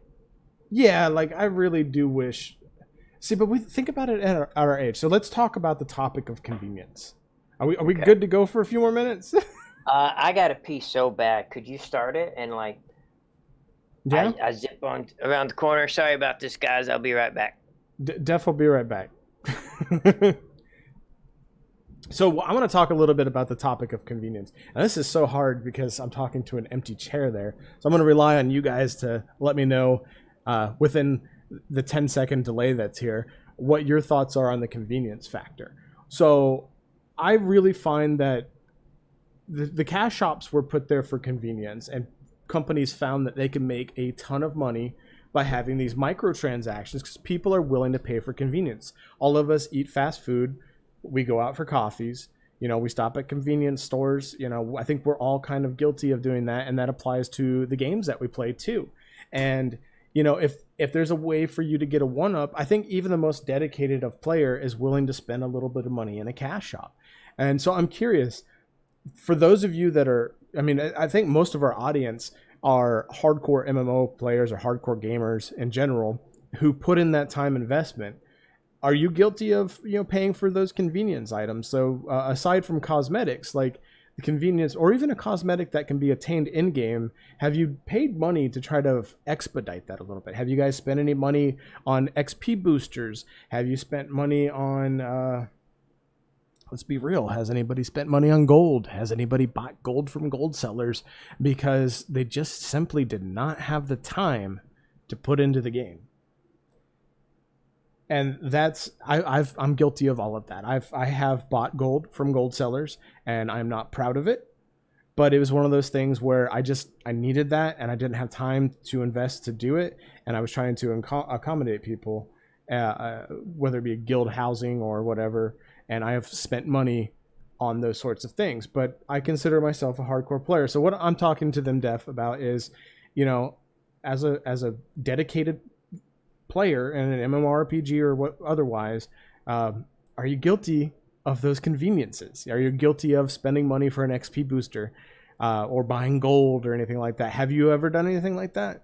Oh, yeah, 100%. Yeah. Even though I don't like the idea in most games, there's times where I've done the content over, but I may have an alt. Right. That I want to just level up quickly to get to the high end game, or what have you. And I bought XP boosters. I think I did that in Guild Wars 2 recently with my Guardian, because I couldn't decide on a main. And I'm like, well, we want to do fractals. We want to check out raids. We want to check out in-game content. Mm-hmm. And I've been doing my research, because in modern day MMOs, thing you need to know, you just tab on over to the other screen and do a little search, and you know what I mean? Yeah. So with that aspect of modern MMOs, and everything being right there at your fingertips, I'm guilty of doing that. I don't do it a whole lot, but I've done it. Well, let's talk about the big ones, though. Let's talk about the level 80 boost. Let's talk about the level 100 boost in World of Warcraft, things like that. What are your thoughts on that? No, I don't like it. Remember, you didn't do this, I don't think. Did you do a heroic boost in EverQuest when we were playing it? For I your bard? think one was included with something, Okay. but I But didn't. don't I think you didn't. did I it. don't ever used it. No. So if someone was to boost an EverQuest, you're thrown with so many abilities, even in Guild Wars. I mean, Yeah. you got almost everything at your fingertips, and you have no freaking clue. So then, what I was just saying, you resort to looking it up online Hmm. and just doing what someone else told you to do. Whereas I feel I don't like level boost. I don't like them. I don't like it when my friends do it just because they want to play with me, and I'm like, no, I'd rather you level that character from 1 to 100 and learn the ins and out of that class. Because I've never been about rushing to in game super fast, because some of my best moments in MMOs are at level 30, finding a group somewhere and realizing this ability with this ability, you know what I mean? Or at level Yeah. 50, you know what I mean? Uh, I'm just not a big fan of it. Um, Sorry. but at the same time, if I wanted to make a guardian that's a different race or something, I could use it in that kind of scenario. Yeah. So, like, would you use it? So you've put in the work. You've got your level 80 character. Would you then use the boost in order to boost up another character to 80 because you're like, I know how to play this game? I have done that in EverQuest, just because I've played almost every class in EverQuest, and I just kind of know the ropes. You know what I mean? Yeah. Now, not a big fan of it still though, because in a game like EverQuest, there's just so much. Well, what about like massive XP boosts? Like, let's say you can buy an item that gives you 2 hours worth of 50% bonus XP no matter what you do, and you can buy a pack of those for $20 that will last you 24 hours. Do you feel like that is a convenience thing that is acceptable, or do you feel like that is something that is speeding up the process that makes people less attentive and less capable at the higher end of the game because they're just kind of burning through stuff that they need to get comfortable with? No, again, coming from EverQuest, if of course those didn't exist, you earn the ability like Lessons of the Devoted, where you get 100% XP boost for 30 minutes. So what that did, in my opinion, was get people together. Like, oh, I got Lessons Up. Do you have Lessons Up? Okay. It puts everybody in heavy duty focus mode. Okay. Like, let's grind out as much as we can. And be on point, basically. Pay attention, be aware of surroundings and everything, because you don't want to die and lose that downtime when you got an XP boost up. Now, do you feel like I feel like those sort of things are necessities? Now, Guild Wars is pretty good about giving those to you just on level ups or completing dailies or whatever. Like, you don't have to spend money. You're likely to get some of those boosts. You're likely to get tomes of knowledge that just give you a free level just from playing the game. Yeah. But do you feel like if they're going to offer this thing that they can sell, and for $20 you can get 24 hours split up among 6 tokens that are 4 hours each, that you can use for XP, do you think they're better that they've done that as a cash grab, or do you think that's convenience, or do you think that that's something that would have been just better off baked into the game and just decrease the experience required or something? I like the third option the best. But one thing I want to say is I think it depends on. So when I think of modern MMOs like Guild Wars, WoW, anything to me, the game doesn't start to your max level. Yeah. So I think these boosts are just kind of like a way to basically get into the game. Because you're not taking the skills that you've learned from leveling and applying that to some sort of epic quest line at level 47, go ahead. Oh, well, if you were to take P99, or let's say Nozomi, I don't have a whole lot of experience other than what I played with you. But if you were to take a game like that takes months and months and months to get to max level, for a normal person anyway, and you were to implement some XP pots. In games like that, an XP potion isn't really going to be. I mean, it's going to save you like maybe an extra day's worth of work. Right. So stuff like that, I'm kind of all about. You know what I mean? So I mean, but you still feel like that would be better off baked into the game, though, not having to pay for it. Yeah, baked into the game would be cool, some way to earn it. But well, I mean, not earning the XP boost, but just baked into the XP tables, so that way there's no need for a booster because you're already leveling quick enough.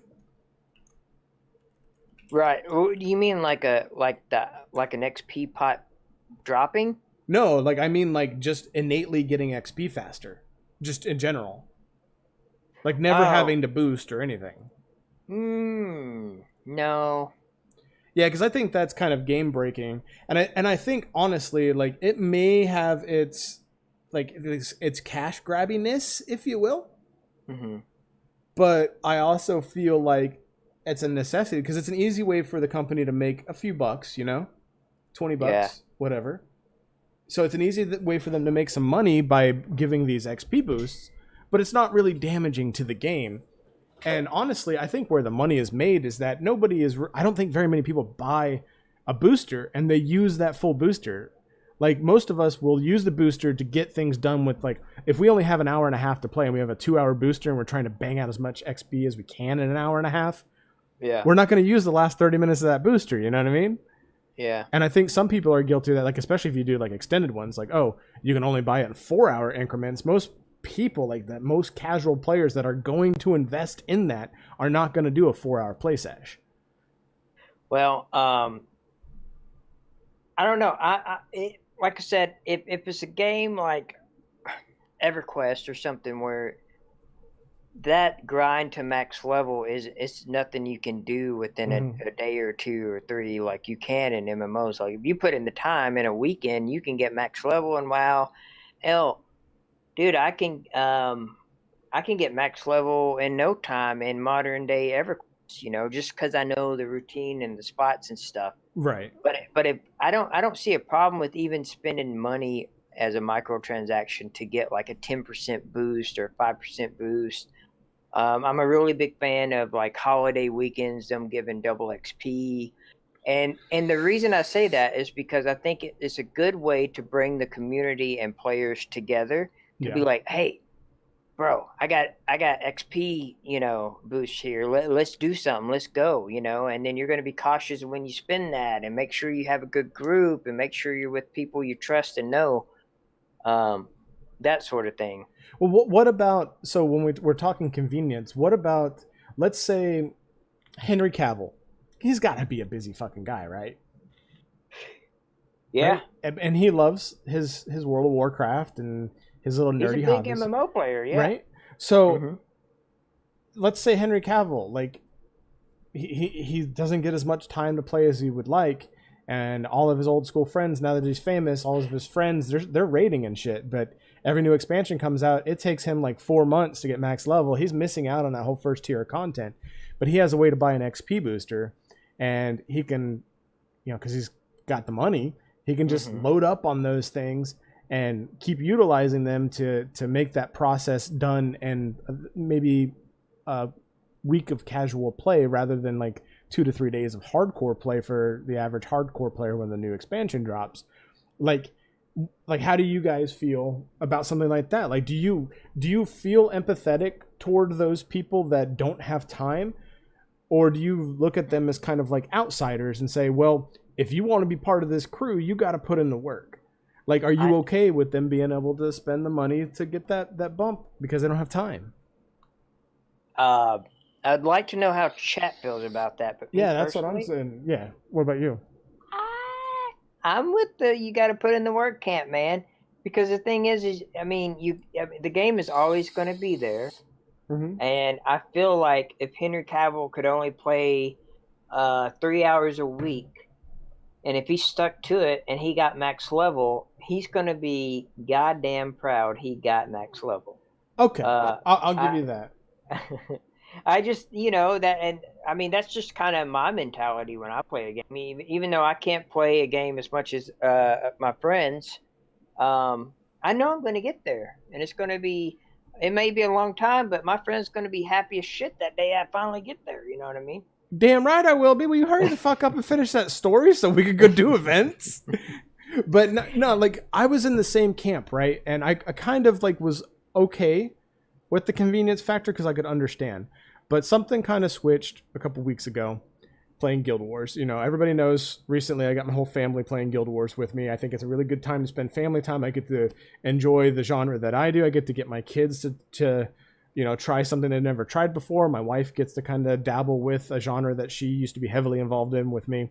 But my wife works a lot and she's got other hobbies. She's got other things that she does at home. And then, she's a mother. So, there's a lot of stuff that she does around the house too, in that department. And so she doesn't have a lot of time. And last week she was able to jump on her boosted 80 character and run dungeons with us.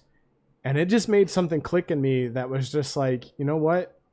If she doesn't ever want a level to learn to play the game, I'm okay with her just finding a character to play at level 80 and just playing it. Like I want her to go through some of those trials and tribulations that we did so that way she knows. But I also know that I'm going to get to spend more time with my wife if she doesn't feel like it's a second job, or in her case maybe even a third job. You know what I mean? Right. And like maybe that's a little selfish, but I'd be happy, perfectly fine if she decided that she wanted to do another level 80 boost on this other character we've been playing together because she's liking it and now she actually kind of has an idea of how to play it. I'm perfectly fine. And she could also learn the game backwards. She could boost to 80, go through her abilities, and kind of go down the pipeline in a reverse order or something. And kind of learn the ropes that way. But I think you have to depend on people to do that, though, right? Yeah. You've got to depend on people. I mean, in your scenario, that's very specific, but for like the vast majority of people that would use a boost and get into a game, like how many times were we playing WoW and there was a Death Knight tank that clearly had never played WoW, but Lich King, the Wrath of the Lich King came out and they roll a Death Knight and they don't know what the fuck they're doing. Yeah. Those kind of scenarios are what I find troublesome, and And that is a big problem, and I think that's a responsibility of the player. But I can't even remotely condemn somebody who's putting forth a ton of effort in the real world, and they're spending their hard-earned money to try to get an edge and just have some fun in a game, And that's the thing. It comes down to the player, like you said. It comes down to so we've been playing MMOs for forever. So if we were to boost a character in, let's say, Guild Wars or WoW, we would do the research. We would do, stuff like that and be responsible and do our best to learn how to get good. You know what I mean? Right. So like I said, I can see your point. It's a very specific point. It's a very divisive point. It really is a very divisive point. Because I mean, look what Turin has said. Pantheon, protect the integrity of the deep fantasy world. But I know that there's like this integral like dependency thing, and these newer games that are coming out with that older school mentality. But I also don't think that works 100% in a modern world. And honestly, I think all of us adults can kind of empathize with that. And I think when we get into these games as grown-ass men and women, and we get into these games, we're going to realize that we don't have as much time as we did when EQ1 was the prominent MMORPG, when Final Fantasy or World of Warcraft were in the early years. Like, even people going back and playing Classic are saying, I don't have time for this shit. It's too time intensive. Right. But on the flip side, I think I don't necessarily agree with you, man, because I'm one of those people. I'm like, I want to play P99 really bad. I mean, like, it's in the back of my mind all the time. If I wanted to play an MMO, it'd probably be P99. I don't play it because I know I don't have the time. But if that was my set game, and then my busy schedule in real life with work and doing the battle axe thing, I would just have to tell myself, well, I get 2 hours a night to get done what I can get done. And a thing that goes with that is relying on people. And if other people don't have their shit together, well, then, yeah, it does put a bad taste in my mouth, because I just wasted an hour and a half and I couldn't find a group, and I found a group and they don't know what the fuck they're doing. In that kind of scenario, I can kind of agree with you. But for the most part, it's kind of like a self-discipline thing, and where I'm like, go ahead. I want to address the topic of P99 and emulators as a whole. I'm not counting them in this in any regard. And Turin, this is specifically to the 2,500 playing P99 still finding the time. Those 2,500 people, I guarantee you over 80% of them already know the game, and they already know how to play the game, or they're playing with people who have extensive knowledge of the game. Just like me playing World of Warcraft Classic, jumping into Molten Core and it being a damn joke, because everybody already knows all the strategies. Everybody already knows what time sinks to skip. Everybody already knows what strategies to utilize. And that's all fine and well. But on the counterpoint that I wanted to make, dude, is that if we're all on a time crunch, right, and none of us really have a ton of time to play, like, let's think about like our people our parents' age back when we were playing those games. We youngsters, as teenagers and early 20s, we're grinding, we're being badasses, we're leveling up. A lot of those older people who were adults doing adult things, even if they had a grasp of the game, they didn't have the time and they were left in the dust. Yeah. Think about it. How many people, when we played endgame content, were significantly older than us? Probably not a lot. I know a few. A few, but not very many. The bulk of them were people that were our age. Give me 1 second, guys, here. But that's what I'm thinking. But I mean, I guess if we're all the people that are going to be playing Pantheon and these older school MMORPGs, these older MMO designed, anyway, we're all going to be kind of on a time crunch. And I think maybe that's just going to make the game progress a little bit slower, which might not necessarily be a bad thing.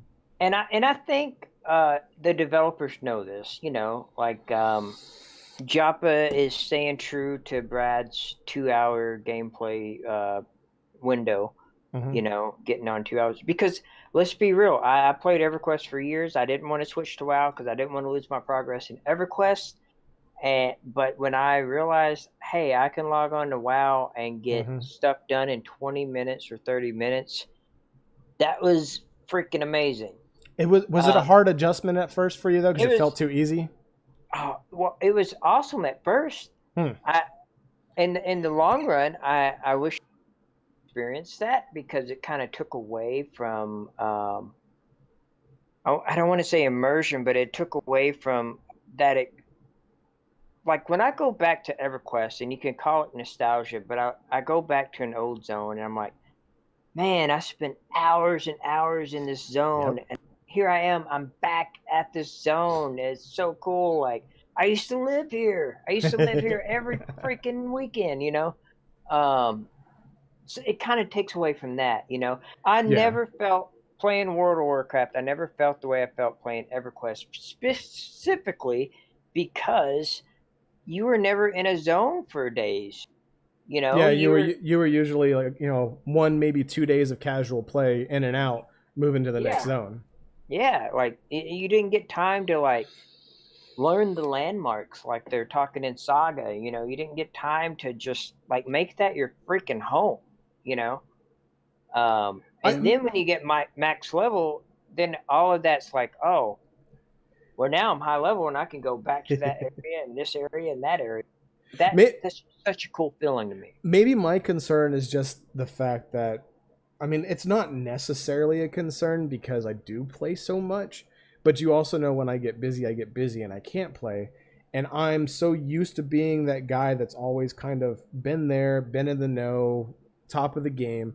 I don't want to be that guy that's left in the dust. I don't want to feel like I feel when I play Guild Wars 2 and I jump into fractals and then I'm that fucking old guy that doesn't know anything And it's not because I haven't had a time, it's just because I haven't played the game, and I'm going to pick up on it really quick. But what happens when I don't have the time and I'm playing Pantheon or playing Saga or what have you? And, you know, I'm leveling with a group of people and I'm having a blast over a weekend. And this has happened when we've played other games where we're all leveling, we're the same level range. And then I have to take 2 weeks off because I've got like an influx of commission builds or something, right? Mm-hmm. And then I can't play for 2 weeks, and I come back and those people are 10, 15 levels higher than I am. It really sucks because now they're like, well, just get some groups and catch up and we'll do stuff in game. Bro, I just realized we just went off into like, we did some Joe Rogan stuff here tonight. We're talking about time management now.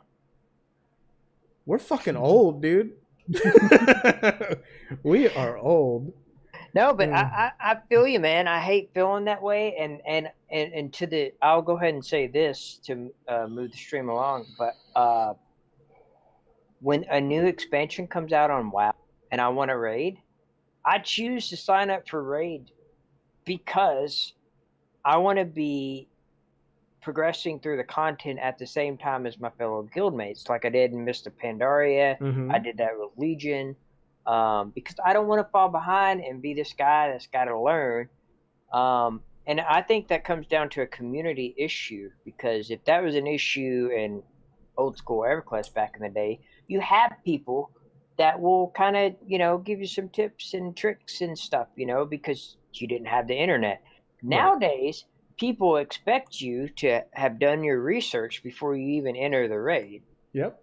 So it's kind of, I don't know, it's kind of a touchy subject. Well, I mean, that'll change with us once we figure out which one of these games we're going to focus on. Hopefully, we can build some communities. Even if we don't focus on it, I'd love to start building some Battle Axe communities within these games, because we can't possibly be expected to play everything that we do. But I'd love to have our mentality about, you know, taking care of your fellow players and you know, helping them engage with content, taking people that would never expect to be raiders and turning them into raiders because they just have an aptitude for it. Like, I'd love to start doing that. And it's something I'd like to discuss going down the road with you guys as a community once we see a little bit more growth, especially in our Discord, because I'd love to have a Defend a Night guild. I'd love to have a Pantheon guild. I'd love to have a Saga of Lucemia guild. I'd love to have a WoW guild. I'd love to have a Guild Wars 2 guild and have officers that run those, you know, and we all just kind of, you know, do get-togethers once a year or something like that and have this big community. And that's what the Battle Axe Discord is all about. And if you're interested in joining in that is in the link in the description. And that's a little bit of a plug there, but go ahead. No. And, you know, guys, please join the Discord and to us a little bit, because, you know, that's something like, I want to play Saga of Lucemia. Like, I got a little taste this weekend. I want to, like I told you the other night, I'm like, dude, I kind of want to get back on Saga and play some, you know, and I know I'm going to feel the same way about Pantheon. I know I'm going to feel the same way about Defend the Night. Like, I want to play all these games, and I think our love for the genre is just what we grew up on. It's what we love. And to the point where we have this game hopping problem where we can't commit to a game. But I think now it's just kind of like, well, let's just see how they do their game. You know what I mean? Mm-hmm. Like, let's see how they do their character creation and their mechanics and their, you know, it becomes like a hobby. Like, I'm not a car guy, but I imagine, you know, fixing up different styles of cars or something, it's got to have something to it, you know? Yeah. You may have a favorite car you like to work on or fix up, but like, you like seeing the different ways to go about it in different machine, you know? Yeah. Well, maybe one day. I know we kind of deviated from the topic here. So to wrap things up, guys, I think it's safe to say that, like, the buy to play mentality, that doesn't exist anymore. I know we want to talk about DLCs a little bit. Unfortunately, we're not going to have time to do that, but I think that's the only place where a buy to play works. And DLCs, I mean, there's been plenty of conversations had on both sides of that topic about whether or not that is a good model or not. A lot of people dislike it. A lot of people are fine with it. But I think the main schemes that we're looking at, or the main payment models we're looking at, are subscription-based and these mixed models. And I think they all have their place. And I think it's safe to say that some people prefer different things. And guys, this is crazy. I didn't expect this.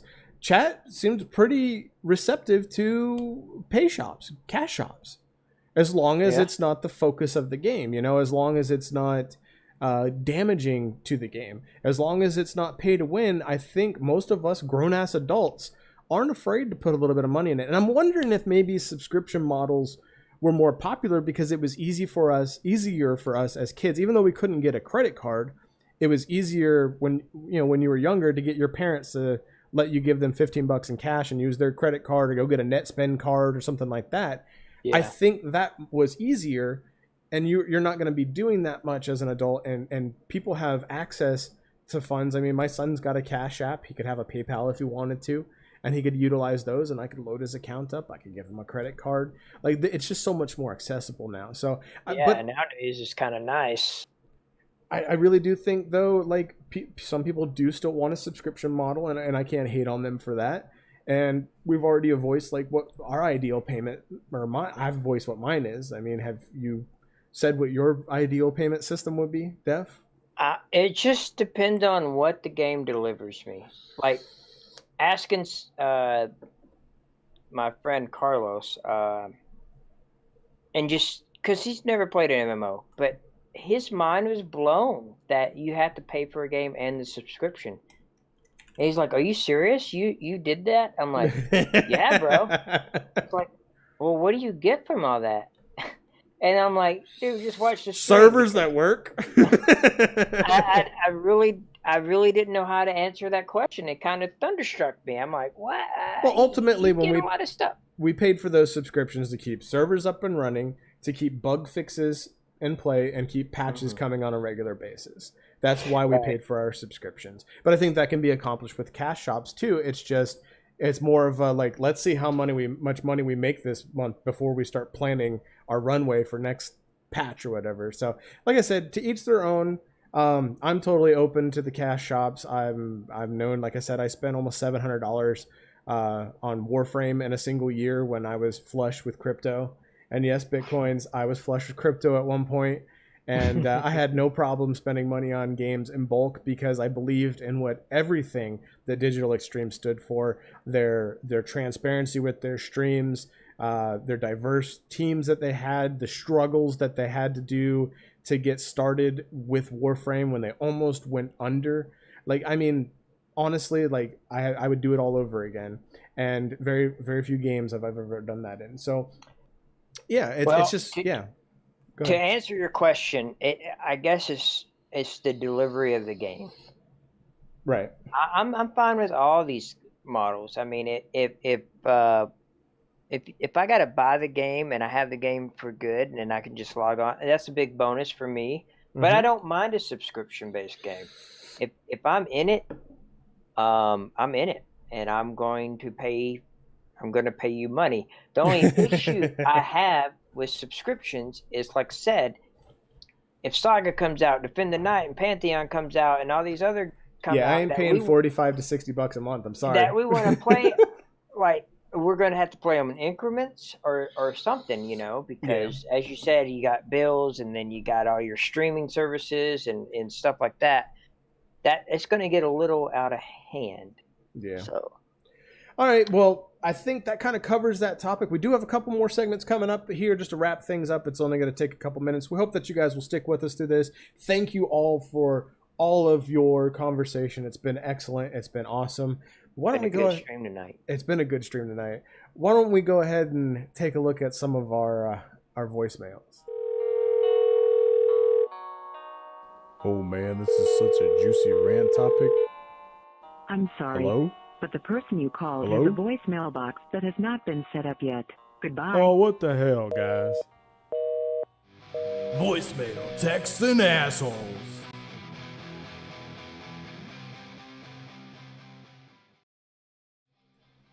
All right.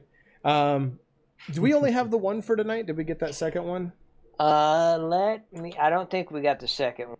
Let double check. So we did actually get some voice messages this week. And again, you guys can contact us via any of the social media platforms through Discord. You can leave us a voice message there as well if you like. Or you can reach out to the phone number, which we'll have at the end of the stream. and leave us a voicemail there. Again, we'd love to hear you, especially if you got a rant, because those are few and far between, and we'd love to have a rant every week. It'd be really cool to have those. So if you got something like that, let us know. You want me to go ahead and roll this one, bro? Yeah, go ahead. We only got the one. All right, just the one. Cool. All right, so this one, it's interesting. It's less of like a this is the kind of voicemail that I expect, because it doesn't have to be a rant every time you guys want to call in. Feel free to just call in and have a little bit of fun. But let's check this out. Well, maybe it's gonna take a second. This better play.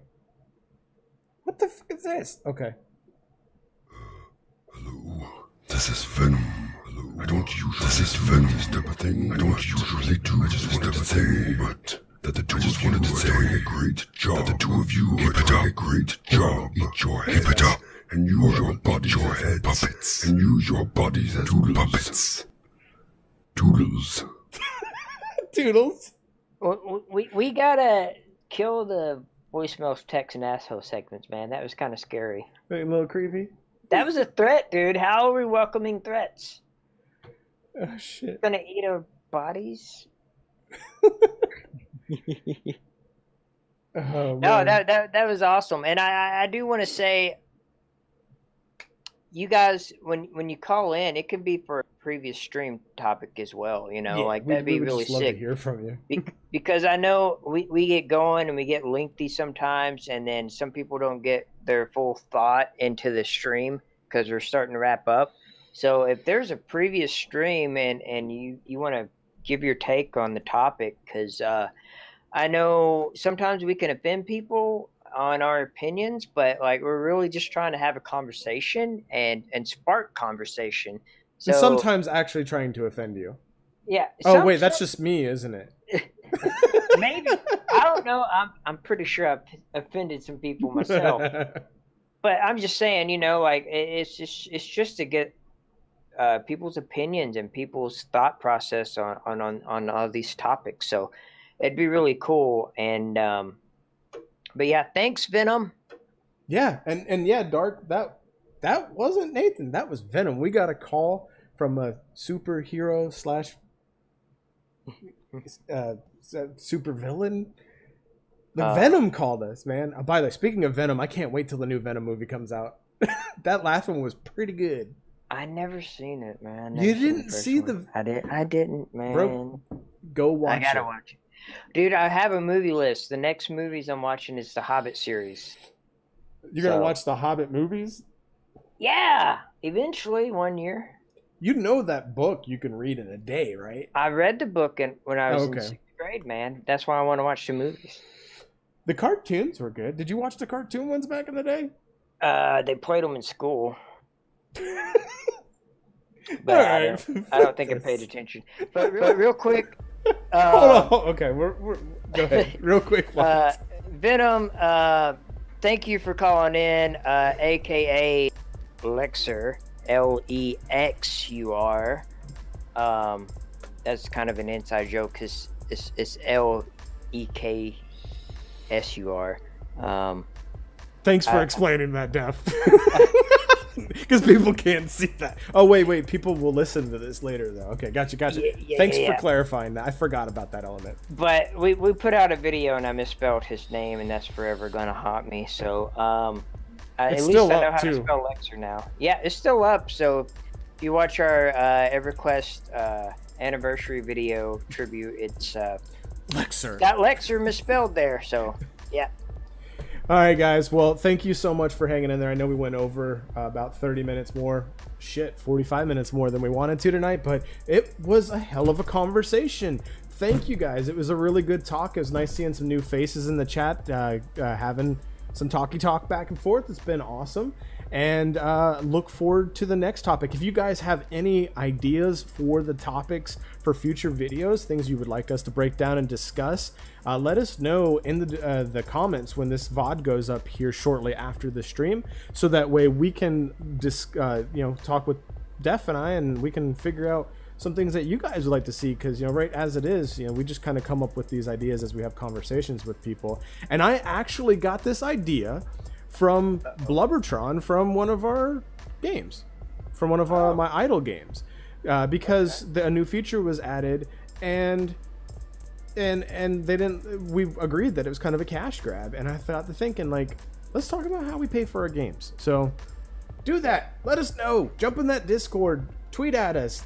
Shoot us a message via Discord or Twitter or Facebook. We're out there on Facebook at Battle Axe Theater with no spaces or dashes. On Twitter, the same. Or you can reach out to us on the number that'll pop up on the screen. It's 725-333-2. Wait, there's 3 3s. 2285, and that's Death Battle, I believe. If I remember correctly, wasn't it? Yeah, Death Battle. Yep. And I'm sorry, you look like you're itching to say something. I feel No. I was just gonna kind of bounce off what you were saying. We'd love to hear from you guys. So please, just anytime during the week, call that number, look at our previous streams, leave us some voicemails. Voicemails are always funner. Or leave a rant. I would love to hear some rant. I'm tired of being the only person that rants. So it'd be pretty sick. I rant, but people don't like my rants because it's just bitchy.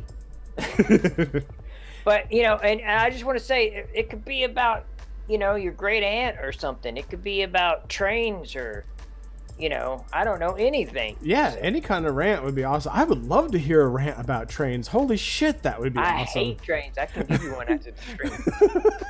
All right, guys.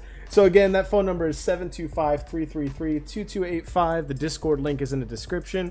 If you or anyone you know is a newly established streamer or musician and would like to work with us to create some background music, or work with us on some streaming platforms, please let us know, because we'd love to kind of look into people. We've been doing this, it's been in our description for all of our videos for the last 2 years, but just throwing that out there. And most of all, if you like what you're seeing, you like what you're hearing, please share with your friends, use your social medias, let people know that Bat Live is a thing, because we do get quite a bit of views on our regular content, but Bat Live usually teeters off after about a couple of days after it goes live, and we'd love to get more people in here to have even more conversation and more counter arguments and more ideas and thoughts. So if you like what you see, make sure you share it. We're almost at 1,000 subs. I asked you guys last week, please share, let people know, and you guys were amazing and helped us get quite a few subs last week. So if you could do that again this week, we'd really appreciate it. Anything else you want to add, Def?